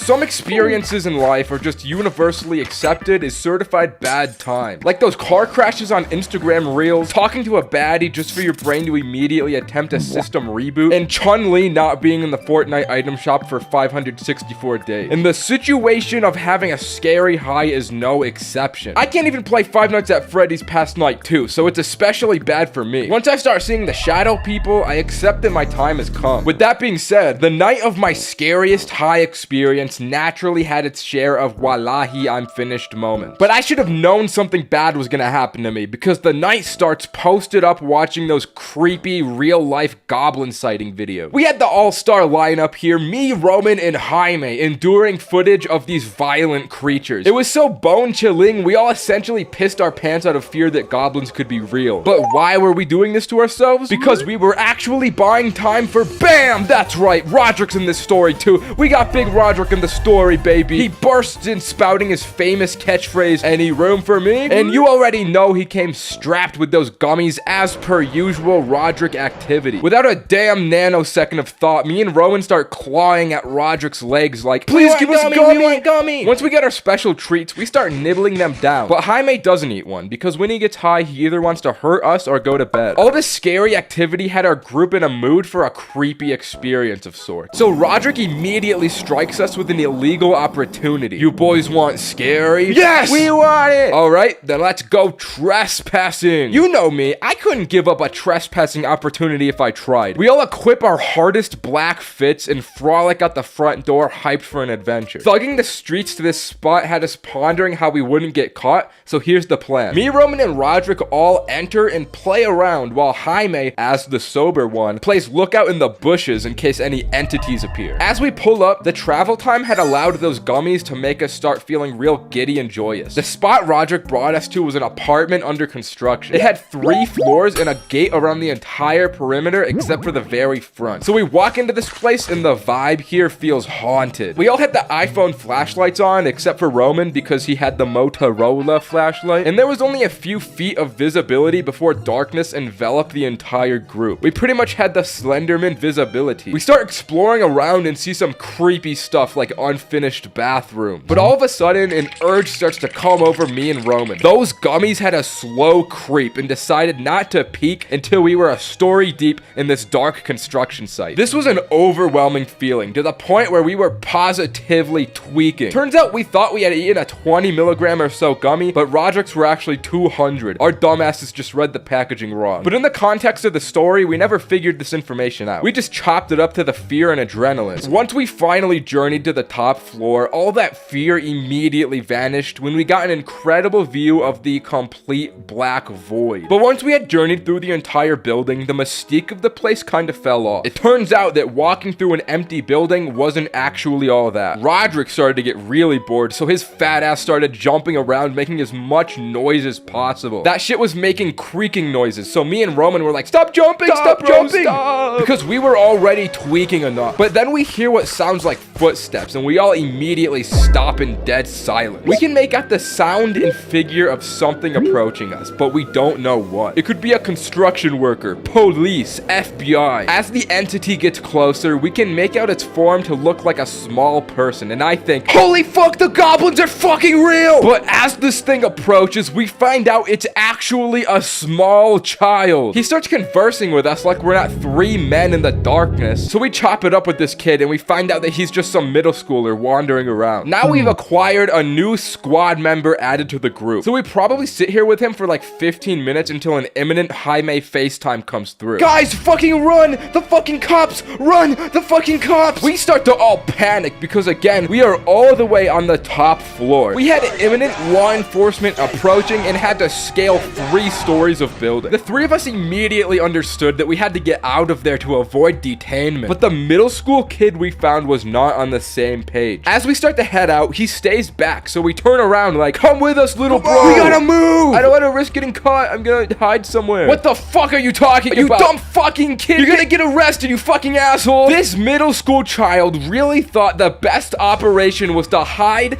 in the same location these cops are about to search. I wasn't about to risk jail time saving a kid with $15 shoes, so the 3 of us just left him behind. We sprint down a story, then down another story, and then down another fucking story. We don't want to go out the front door. That would be like the first mission of GTA 5 in real life. We needed another route. So we sneak through a hole in the wall where there would have been a window that leads us to the back and climb over the fence. We had to be real sure our movements weren't suspicious, so we go down a block and circle the perimeter back to Jaime. Jaime's just sitting there in his bush, but with a quick inspection, we see no cops on the premises. So we confront Jaime like, where's the cops, little jit? And he's like, there are no cops. Because Jaime's stupid dumbass just got bored playing lookout and wanted to go home. So we start cooking him up because he's being a little baby. We make him eat shrubs to bully him. Bro was atomically down bad to go home. But the thing is, Jaime had no idea about the middle schooler in the building with us. Little bro got caught in the crossfire and was still in there believing that the cops could approach at any time. So we tell Jaime, there's a kid in there that thinks the cops are showing up because of you. But then the cops actually do pull up. We must have tripped one of those silent alarms, but that's besides the point. We had now somehow inadvertently set up a middle schooler to get caught trespassing by the police. The 4 of us watched the car pull up in complete silence just to see what happens. There was only one cop that gets out of his car and he starts entering the place with a flashlight. You'd think I should have felt bad for the kid here, but I was just glad that I wasn't the one getting caught. Kids don't face legal repercussions anyway, so I'm like, we should all just head out before we get caught. Yeah. I wanna go home anyway, so that works. Any room for me? So we all just started walking home with a skip in our steps, leaving the middle schooler storyline unfinished. Hopefully, that isn't the beginning of the kid's villain arc story, where he finds this video, tracks me down, and kills me in Planet Fitness under a Smith machine. But the journey home that night was restless. Me and Roman were paranoid with schizophrenia, seeing tall black figures lurking in the darkness. When we finally got home, a wave of relief washed over us, and I laid on the floor face down, booty up, melted into the carpet. I couldn't get up from the floor because I didn't want to stomach more goblin sighting videos. Those videos hit too hard. But when you've experienced your own real life goblin sighting, they hit even harder. So the moral of the story here, buy the Ninja clothes. If you wear it to school, your social credit will increase and you'll get unfathomable popularity and sex. Okay, bye guys.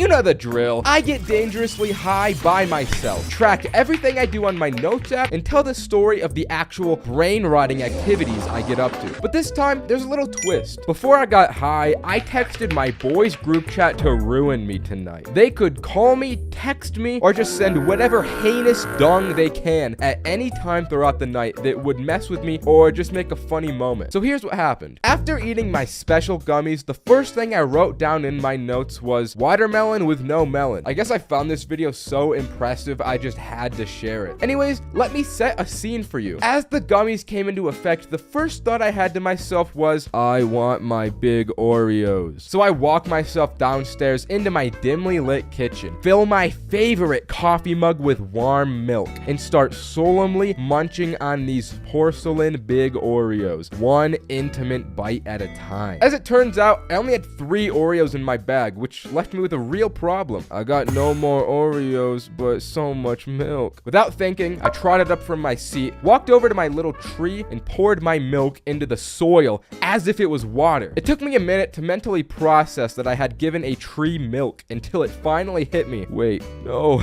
Trees can't have milk. That's my favorite tree. What have I done? In tears, I frantically search on Google. What happens if a tree drinks milk? After a long search, I learned that milk is actually good for plants. Not just milk is good, but spoiled milk is too. It's actually a good way of making bad milk useful, so that was kind of interesting. Now I'm sitting here thinking about milk. I can't fully explain the thought process behind this moment, but I brought my ass over to YouTube and searched top 10 milk. And just watch this. Why is it so loud? Why would this be the intro to top 10 milk? Anyways, the first milk was Safeway, which isn't even milk, it's a grocery store. But I used to work there, so I commented, so helpful, plus I love Safeway. This comment was a little premature though, because after giving such praise 10 seconds into the video, I decided to skip to the end to see what is the world's greatest milk. This was a terrible mistake that turned all my praise into pure unadulterated rage. They said the best milk is Borden. Are you joking? You have to be smoking crack to genuinely believe Borden is the best milk there is. So rationally, I replied to my original comment with a nasty and hateful reply. As I hit send on the comment, my messages start getting spammed with a constant influx of this deranged dog image coming in from 5 separate people. There had been an organized attack on my iPhone messages, and the dinging wouldn't stop until I got a phone call from someone with no caller ID. I pick up the phone. Hello? And this is exactly what I heard back. Is this Borden? Do I need to repent? Do I need to repent for the sins that I spoke on your milk, Borden? And before there was a reply, my phone crashed from the constant dog images that were still going through that whole time. Holy shit, I made a terrible mistake. But then, as if God's light came shining down at me in my darkest time, as I turned my phone back on, the image of the dog had changed. He was so happy now, grinning ear to ear. It was a beautiful sight. Seeing him smile back at me gave me such a sigh of relief. So I felt I'd treat myself to a little Chipotle queso. I ordered from Postmates and the driver's name was Quentin, and I promise you this is a detail that comes back. As I'm waiting for my Postmates, I go back on YouTube to see something that truly pissed me off. The video was called Strongest Energy Drinks Comparison, which I thought sounded pretty cool. I was interested in what the world's strongest energy drink was. I click on the video and every single energy drink has 320 milligrams of caffeine. Like, it does not stop. The drinks just keep going and they never change. I keep thinking to myself, oh, the next one's gotta be stronger. It's not gonna be 320 milligrams of caffeine, and it never is. I was blown away by the asinine shit this video was, so much so that I left a hate comment. And then I got a neighborhood watch alert from the Ring app that there was a shooting nearby. This was one of the best things that had happened to me this night because it gave me a great idea. If you didn't know, the Ring app has a feature where you can create a post that gets sent out to every single person that has the app in a multiple mile wide radius. I had never done this before, but just the thought to have that much power, sending a direct message to so many people at once, seemed a little too good to be true. But I wanted to figure out if I could do it, if it was possible. First, I would have to figure out what the post was going to be. I thought back to everything that had happened to me this night. That dog with the massive grin. The Postmates driver named Quentin. Everything came together as I uploaded the dog image and gave it the title Dog Acquired and made my masterpiece. Dog alert, we found Quentin. Thank you everyone that helped look for Quentin, but you can finally stop because the search is over. Here he is,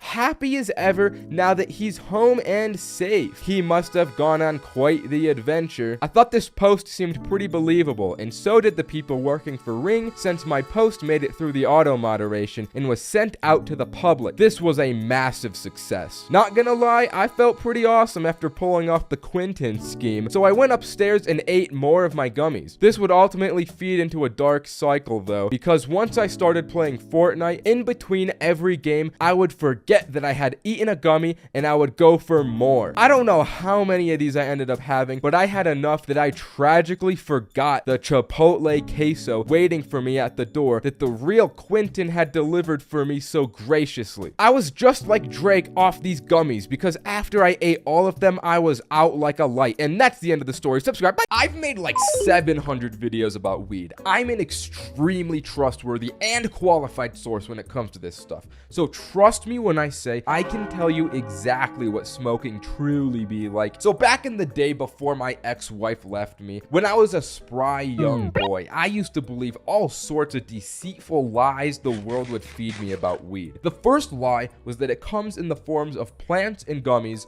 and that's it. Once you get into deeper and higher level za smoking, you find out that there's actually 1 gazillion different methods to smoke weed. You got the classic plant and gummies, of course, but then there's also the globular oil weed that you use for dabs. There's spray weed that you squirt under your tongue. Hash is like this resin shit. They have vaporizers for plants as well as oil. There is just so many methods, and to be honest, I don't even know all of them. On top of smoking methods, there's also different strands and hybrids that the people will lead you to believe produce different kinds of highs that vary in effects and quality. And now, this is probably controversial, but I'm gonna be honest, and in my professional opinion, I don't know about all that. When it comes to sativa, indica, bongs, joints, the whole 9, I never really feel a difference. For me, being high is always the same shit, different toilet, if you know what I mean. There's only really 2 variables I've noticed affect my high. The first being the intensity. It probably goes without saying, but if you take a little pen hit compared to a big bong rip, you're gonna feel the stronger one way more than the weaker one. And the second and more important factor is the environmental factors. Where you are really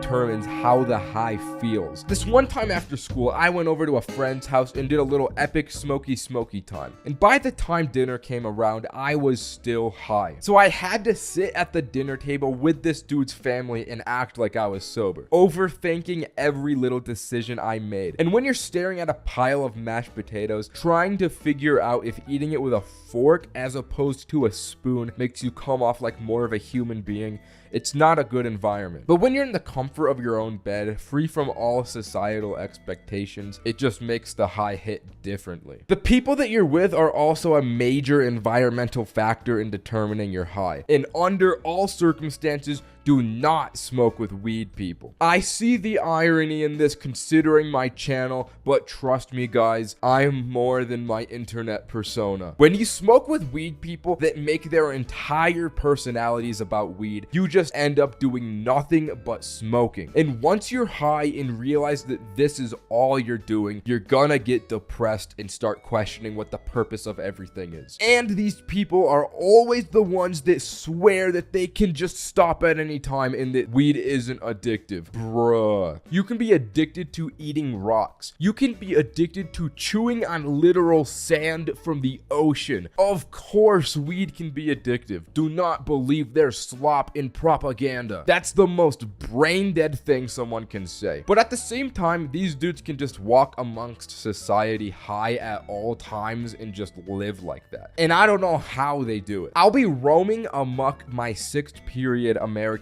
literature curriculum, and dudes will be hitting the pen whilst deciphering the societal implications in commentaries of classic literature. Maybe there's some high-level powers of weed I haven't unlocked yet, but all I can do is eat yummy food and laugh at funny videos while my head is empty when I'm high. So let's say you've got your smoking method decided. You're in a comfortable environment and you're not with weed people. Once you smoke and the effects start settling in, you're gonna be feeling all good and cozy. Your brain will probably be a little bit empty and your thoughts will be a little more caveman-like. When you get high for the first time, you're gonna mentally become a lot like a big boss baby and everything is gonna be really funny to you. And after a minute, the munchies will come in and you will eat like a goddamn monster. And no matter how much of the food that you're eating is slop, it's gonna taste like gourmet 5-star cuisine. It's gonna be so good. You'll experience heightened sensory perceptions. After what you think is an hour passes, you're gonna look at your phone and realize that it's actually only been 5 minutes because your perception of time is fucked up. But also, your concentration and motor skills are gonna be even more fucked up. You won't be able to move around very easily. Sometimes if you smoke enough, you'll get this lag effect. Moving your body will feel way slower than your brain actually thinks it is. Just don't smoke too much or you'll inevitably get scared and anxious despite your environment and probably think that you're gonna die. Trust me,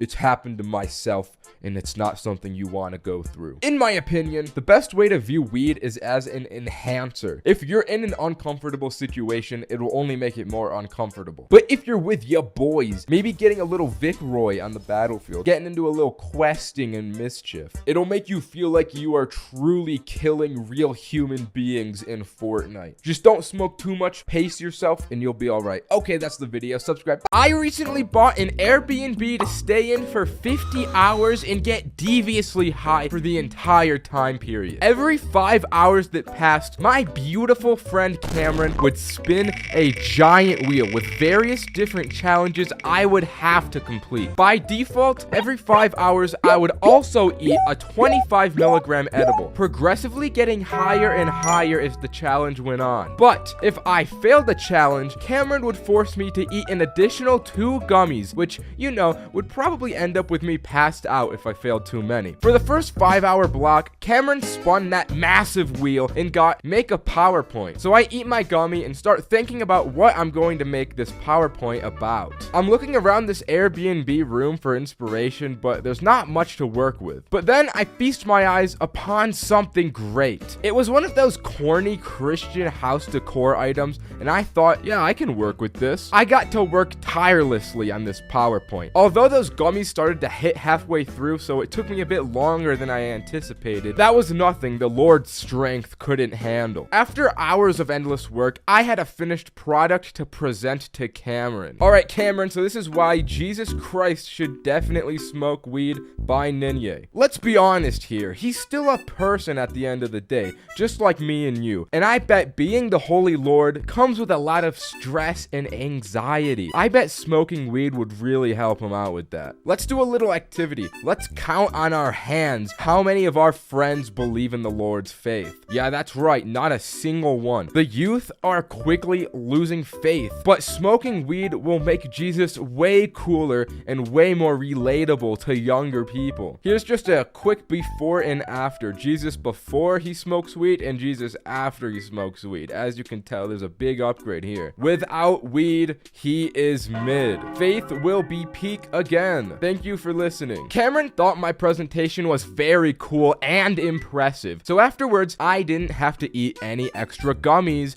and I was free until hour 10. Something I didn't foresee is that these activities would not take nearly as long as the 5-hour time slots between them allowed for. So I had a lot of free time. All that free time meant lots of hours on TikTok while high, which perfectly transitioned into the hour 10 challenge. I ate a gummy and Cameron spun the very giant and real wheel, and I got watch TikTok and make a top 5 list of the best ones you find. I had already been grinding TikTok for a few hours, so I knew I could make the most fire top 5 TikToks. I scrolled for a few more hours because I wanted a varied sample group of videos. After my many hours of hard labor were over, I meticulously handcrafted the perfect videos from my likes. First, I started off with a beautiful penthouse view of Cameron's favorite city in Chongqing, China. Followed by this Roblox depiction of a child abduction, which I felt Cameron could relate to very well. I did a bit of a 1-2 combo here because the next video of Hasbullah is also something I imagine Cameron can relate to pretty closely. The next one was a pretty cool rock formation in Ireland, but it didn't actually matter at all because it was all set up for the grand finale TikTok of this epically laughing dog. Not gonna lie, I think that last one was the slam dunk that sealed the deal here because I had Cameron dead and I passed with flying colors. Hour 15 came, Cameron spun the wheel, and this time I had to make and drink a smoothie with all the delicious ingredients Cameron had so graciously bought me and put into the refrigerator. I had hella munchies at this point, so I was looking forward to this easy little break challenge I had gotten myself into. I opened the refrigerator and the only two things he had bought was cauliflower and a bottle of water. Bro, what is this? Why are these the only things? Oh, you know, it's just a little something, you know? I'm not gonna shred cauliflower and drink it with water, bro. Cameron was thinking 3 steps ahead of me because he knew I wouldn't eat this dung. He was doing a bit of what we call in the industry throwing for content. He felt I wasn't getting high enough, and if I were to fail this challenge and eat extra gummies, it would make things a little more interesting. I won't lie, it ended up working. During hour 15, I ate a total of 3 gummies because this little pitfall he had set for me. By the time hour 20 came, I was sloshed. This was the 1 hour that we didn't spin the wheel. The idea was that I had to build a pillow fort, which would really just be me making a bed to sleep in since I was 20 hours into this challenge and I had to sleep. But before I did that, I had already passed out. So when I was awoken all groggy at hour 25, Cameron had the 4 gummies I had to eat at the ready. This was the point where it was all just pain. I had to eat 100 milligrams of edibles after waking up from my shite sleep that only lasted 5 hours. Already we had to spin the wheel again, and it was a game of hide and seek where I had to hide from Cameron for a successful 30 minutes. I won't lie though, I just went into the closet with as many blankets as I could find, covered myself, and passed out. I ended up sleeping the whole time again, and to be honest, I woke up sloshed again and royally fricked from the residual hour 25 gummy load. As I awoke, Cameron came to me with an extremely devious smile and said, "Hey man, you gotta go to the kitchen. I got you something special for hour 30. Come on, big guy." So I got up feeling like I had just gotten hit by a car and waddled into the kitchen to see a big GoPuff bag. The wheel landed on a free spot, dude, so I got a gift for you. Oh my god. After 30 long hours of suffering, I finally have something good happening to me. I'm so hungry. I don't even care what you picked me, dude. I'll eat anything. Thank you so much. I grabbed the bag in excitement, and as I opened it, the only thing it was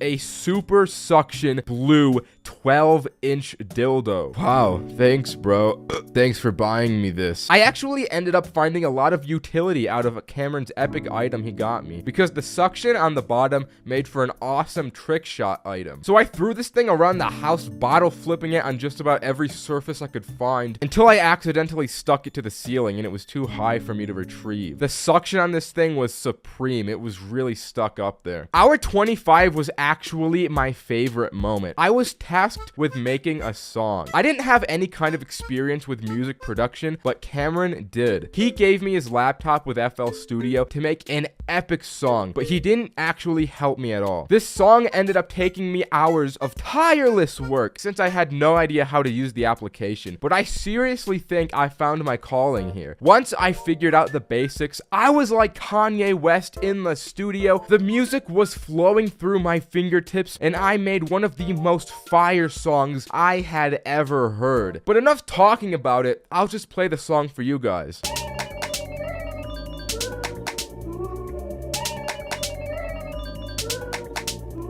For some reason, Cameron didn't like this song though, because his head is too far up his ass. So I ended up eating an extra 2 gummies, and it was off to hour 40. The wheel spun, and what was required was a battle of willpower, discipline, and heart. I had to step outside in merely my undies while it was blisteringly cold and blizzarding, and survive standing in the snow like a Joe Rogan ice bath for 5 minutes. If I were to fail this challenge, challenge, I'd have to eat a gummy for every remaining minute on the clock. So the stakes here were higher than ever. I took a moment to collect myself, as I knew this would take an incredible amount of focus. So I did that thing you do where you sit at your bedside in the morning and take in the fact that you have to live another day on this earth. Except instead of a bed, it was on a couch side, and I was preparing for war. As I initially went outside, the cold hit me hard. Instantly, I wanted to turn back. But I saw the sinister look Cameron had in his eyes. I saw how badly he wanted to feed me all those gummies, and I was determined to prove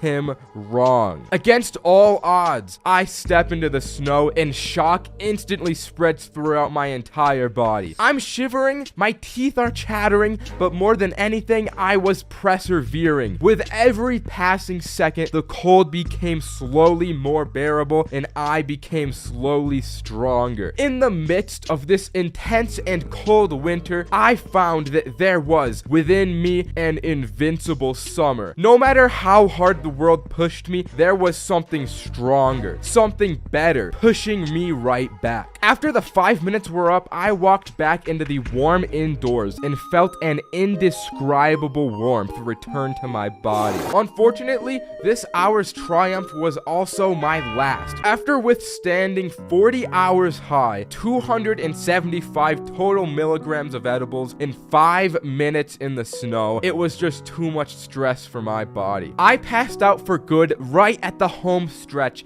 and didn't get back up to finish all 50 hours. While I lost the challenge, the lifelong lessons I learned throughout the excruciating pain I endured these 2 days made up for it. Maybe another day I'll have to try this again and succeed, but anyways, that's the video. Subscribe, bye! I also have a second channel now, so subscribe to this Ninja Plus. Throughout all of human history, we've always wondered, is the Fortnite cart real? This image has been endlessly spread throughout ancient cultures, dating back to hieroglyphic scrawlings in caves. Even to this day, the internet has tried to find it for years on end, and nobody has been able to track it down. Rumors started to spread that it was fake, and the Fortnite slurp juice cart wasn't actually real. But a small dedicated community of brave individuals never gave up hope for the Fortnite slurp juice cart because, quote, the high would be so good from it, and I want to feel like I'm in the real battle bus. So as the professional stickman and honorary Jaden animations of weed, I put it upon myself to truly find out if the Fortnite cart was real and if it in fact gave the greatest highs ever. After doing some digging around the internet, the best source on this topic I found was this Reddit post on r/weed. Clear as day, this individual has the Fortnite cart with the legendary blue THC oil. Reading the comments themselves, things didn't look so good for the investigation. Looks like window washer fluid. Rock on. Cancer speedrun.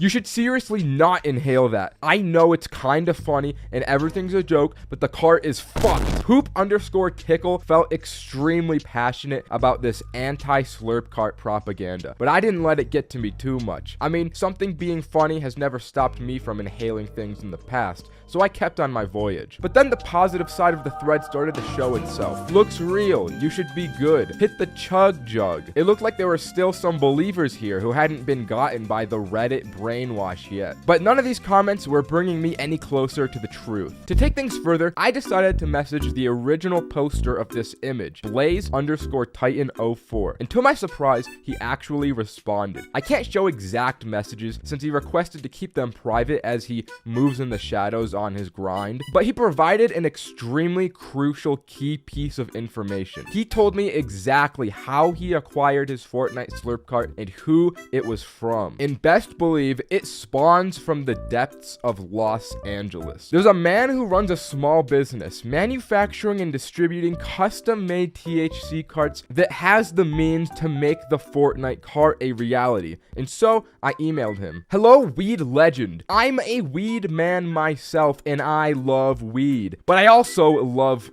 Fortnite. Can you make me the elusive Fortnite Fortnite cart. Pretty please, I want to smoke that blue. 10 business days later, a mysterious package appears at my doorstep of my house with an evil purple aura shrouding it. I knew this was serious business because one of my generation-long family-employed bush trimmers died bringing the package up from the Ninja engraved iron gate that protects my home. I put on my hazmat suit to carefully extract the Slurpenjamin from the box and ran up to my bedroom to be the first person ever to hit and feel what a Fortnite cart is really made of. What happened next was something I could have never predicted. Boys, today we have the Fortnite Slurp Juice cart. It's so rare. Come here, you gotta see this, you gotta see this. Oh my god. Oh my god. Bro, you gotta try this. Oh my god, dude. Alright, I'm ready. I actually don't feel good. I don't think you should do that, bro. I don't think you should hit it. Okay, you actually should, bro. I think there's something wrong. I think there's something wrong with that pen. I think there's something wrong. You shouldn't have hit that, bro. Oh, fuck. No. I told you shouldn't hit that shit, bro. Fuck. Don't tell me you took another hit of that thing. No! Stop! I told you not to take another hit of that thing, bro. Come on! No! No, that's not good for you! That's not good for you! It's been 3 days since he hit the Fortnite pen. He's completely changed in all regards. I'll just show you guys. He's just playing. What the fuck? What are you? Hey!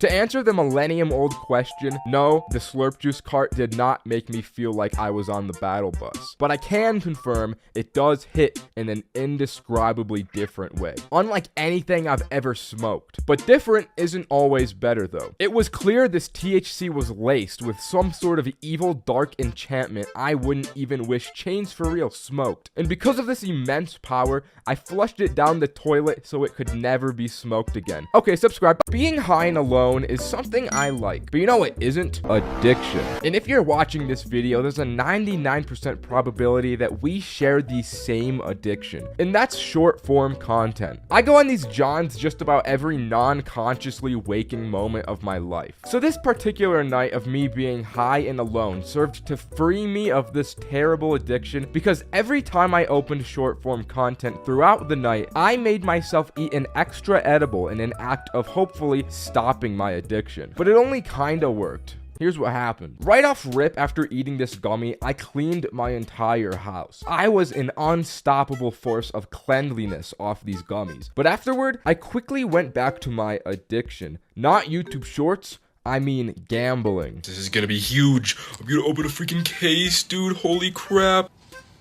Oh, alright. But I felt that if I was to truly free myself of addiction, I probably shouldn't make exceptions. So I ate another gummy after this as well. Then I instantly opened Snapchat and went onto the shorts because I'm not very smart, which meant another one down the hatch. I had already eaten 3 gummies, so I knew I needed a foolproof strategy that would ensure I wouldn't watch any more shorts. I decided to attack the problem at its roots, which is my attention span. I needed a way to fully reset my mind, and my idea to do so was a kind of strange approach in hindsight. The plan was to sit down in an empty room and just exist with myself and my drywall. I sat there and stared at drywall with as much mental focus as I could possibly exert for as long as I could. I would start to feel my focus wavering periodically. The only thing this ended up actually accomplishing though was giving myself a headache, which is ironically exactly what YouTube Shorts do as well. Alright, so the drywall strat, it's not working. Maybe I just watch full-length YouTube videos instead.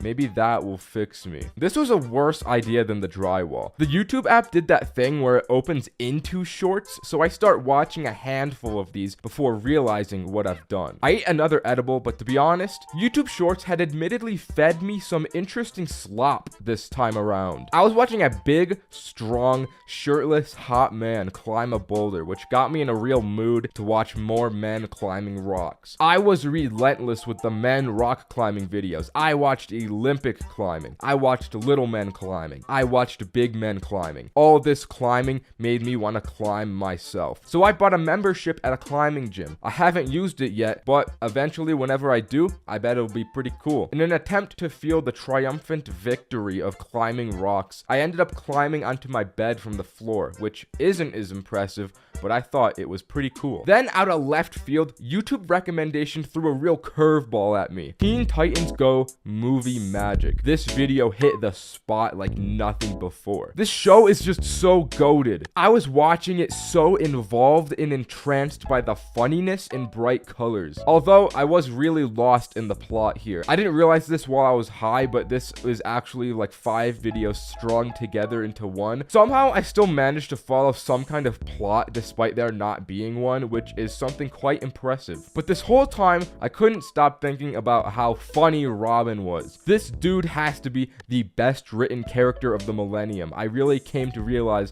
the delicate intricacies of his character here. The only downside of this show is that it's bright and fast and really cool. Just like everything else, it was bad for my attention span. I needed to find some other method to fix myself. I search on Google how to slow attention span and find this article. After reading it, at the end, they recommend behavior therapy, which I don't need. So the article was shit and it didn't help me at all. Considering that the other things in this article were chewing gum and drinking water, I came to realize after reading this that I'm actually doing everything perfectly and optimally for fixing my attention span, if that's really all it takes. I guess I'm just left to live in torment and evil constantly. Afterward, I went down a massive YouTube rabbit hole, so I'll just give you some of the good ones before I went bye-bye sleep time for the night. And trust me, the last one will change something in you. So I watched how to turn a Lego man into meth. Then I watched pirate videos about how to be pirates. Those ones were pretty sweet. I learned how to become the Pope. I watched this video and legitimately did not listen to one word for the entire 30 minutes. I watched for an hour about the Napoleonic Wars. I've never given a squat about history at all in my life, so I don't know why I watched this, but it was interesting. I found out how to board an airplane. Then I watched a ton of these kid gaming videos and they went so hard. But the biggest video I watched was this one. This video is something special. Anyways, subscribe. I haven't gotten high in school very often, and anyone who has gotten high in school would know why. It always sounds like a good idea at first, but in practice, it can be so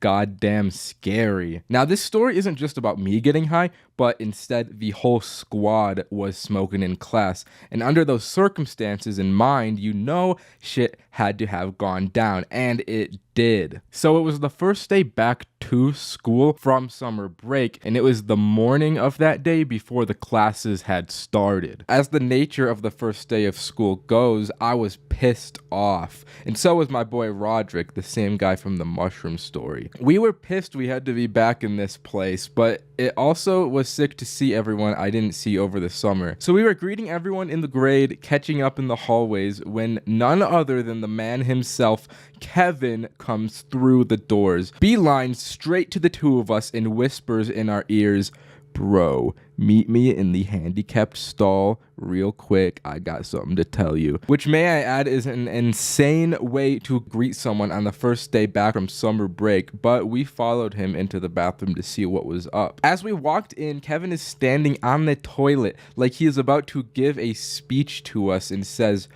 "Guys, none of the three of us want to be here. Wouldn't you guys agree?" And we nodded our heads in agreement. "Then why don't we go somewhere else?" And this guy pulls out not just one, but 3 different wax pens, and our mouths are agape. Keep in mind, I rarely smoked at this time, so to see not just 1, but 3 wax pens that this dude had brought into the school was the craziest thing I had ever witnessed. I was like, no way we're smoking right here and right now. And Kevin said, "Not yet. See, I've been dreading the first day of school for a long time now, so I've thought up a way to make it a little more interesting. I want to play a game. We each carry a pen on us for the entirety of the day. Every time somebody says some dumb shit, you have to take a hit. And if you don't get caught all day, you get to keep the pen. But if you get caught, you owe me $50. In one moment, I was going about my ordinary day in school, and in the next, I'm choosing which pill I'm gonna take, and you know I took the green pill, and so did Roderick. I won't lie, the speech had us getting hyped in this bathroom stall. If anyone was in the bathroom at the time, I feel like they probably would have gotten the wrong idea, But anyways, we had to plan our day. We all brought out our schedules to see which classes we shared. I shared Spanish with Roderick, math I was with both, English I was alone for, in study hall I had the two of them again. But the bell rang and me and Roderick headed over to Spanish and departed from Kevin. As we walked into the classroom, we agreed we wouldn't sit next to each other, so if one person came down, the other wouldn't come down with them. And it would be easier to stay undercover, so we both sat in the back corners of the class. The class started and the teachers were going over the syllabus when this kid raised his hand and asked, "When we get our assignments, do you want our names in English or Spanish?" Me and Roderick just stared at each other from across the class after that. We knew what we had to do. As soon as the teacher turned around to the whiteboard, we took a hit, but then she turned around and we just had to hold in the smoke until she turned around again. And once I did, I started coughing loud. I couldn't hold it in that long. So I crossed my arms and put my head down, and no one thought anything of it, but it was close. The class went on and we got out of that one safe, although those wax pens, if you've ever smoked them before, hit hard. So even though I only took one hit, I was already feeling it as we walked to math. We got to the class first, and as Kevin walked in, he looked so fucked up. I was like, "Bro, what happened to you?" And all he replied with was, "It was Liam, bro." And then just took a seat before I could respond. Lord have mercy on his soul. Let me tell you, math was a dreadful class to get through. Not because of the challenge. We didn't even have to smoke once during this period. It was just the munchies, bro. Lunch was the next period, and I was fiending for that school lunch. The most entertaining thing that happened to that class was that I sat across from Kevin, staring him straight on, and he just kept nodding out of existence and coming back. This guy was on another planet, and it was only 10 in the morning. Once lunch came, I spent like $20 on snacks, but they were all out of the vending machine, which was a process I did not have the patience for.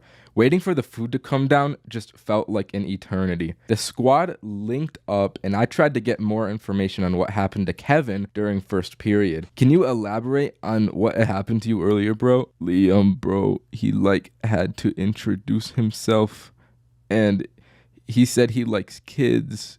He didn't realize how bad that sounded, bro.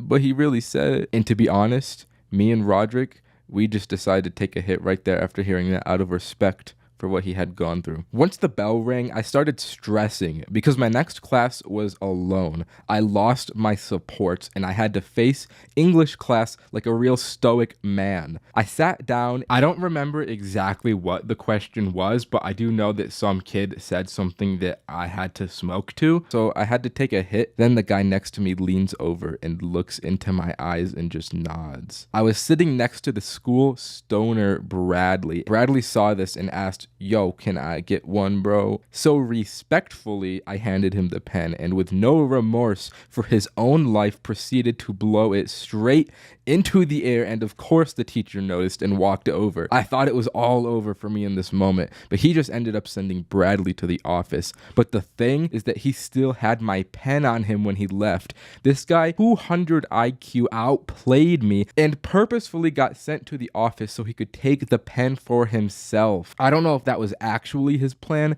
but that's just what it seemed like to me. Once English ended, I walked into study hall, and this part was the hardest part of the challenge to overcome. If you've had study hall before, you know how silent the class is. So I'm trying to tell these two how I got my pen stolen, but I'm so high I cannot control how loud I'm being, and I just can't communicate what happens. I guess they both deemed that to be smokable, so they both took a hit, and as they exhaled, I couldn't help but just laugh at myself, and I laughed loudly, which alerted the teacher and got Roderick and Kevin caught. But since I got my pen stolen, I got away from it. I didn't have anything on me. They got sent to the front office and I had to wait out the next hour of this class in an excruciating silence, just paranoid that somebody was gonna come after me. But at the end of the day, nothing happened of it, so I technically won the challenge and got to keep the pen. But since it got stolen, I really just got nothing. But I'm glad I won though, because if I had lost, I would have had to fork over $50 and a new pen. So I dodged a bullet there. So while I didn't get anything, at least I didn't lose.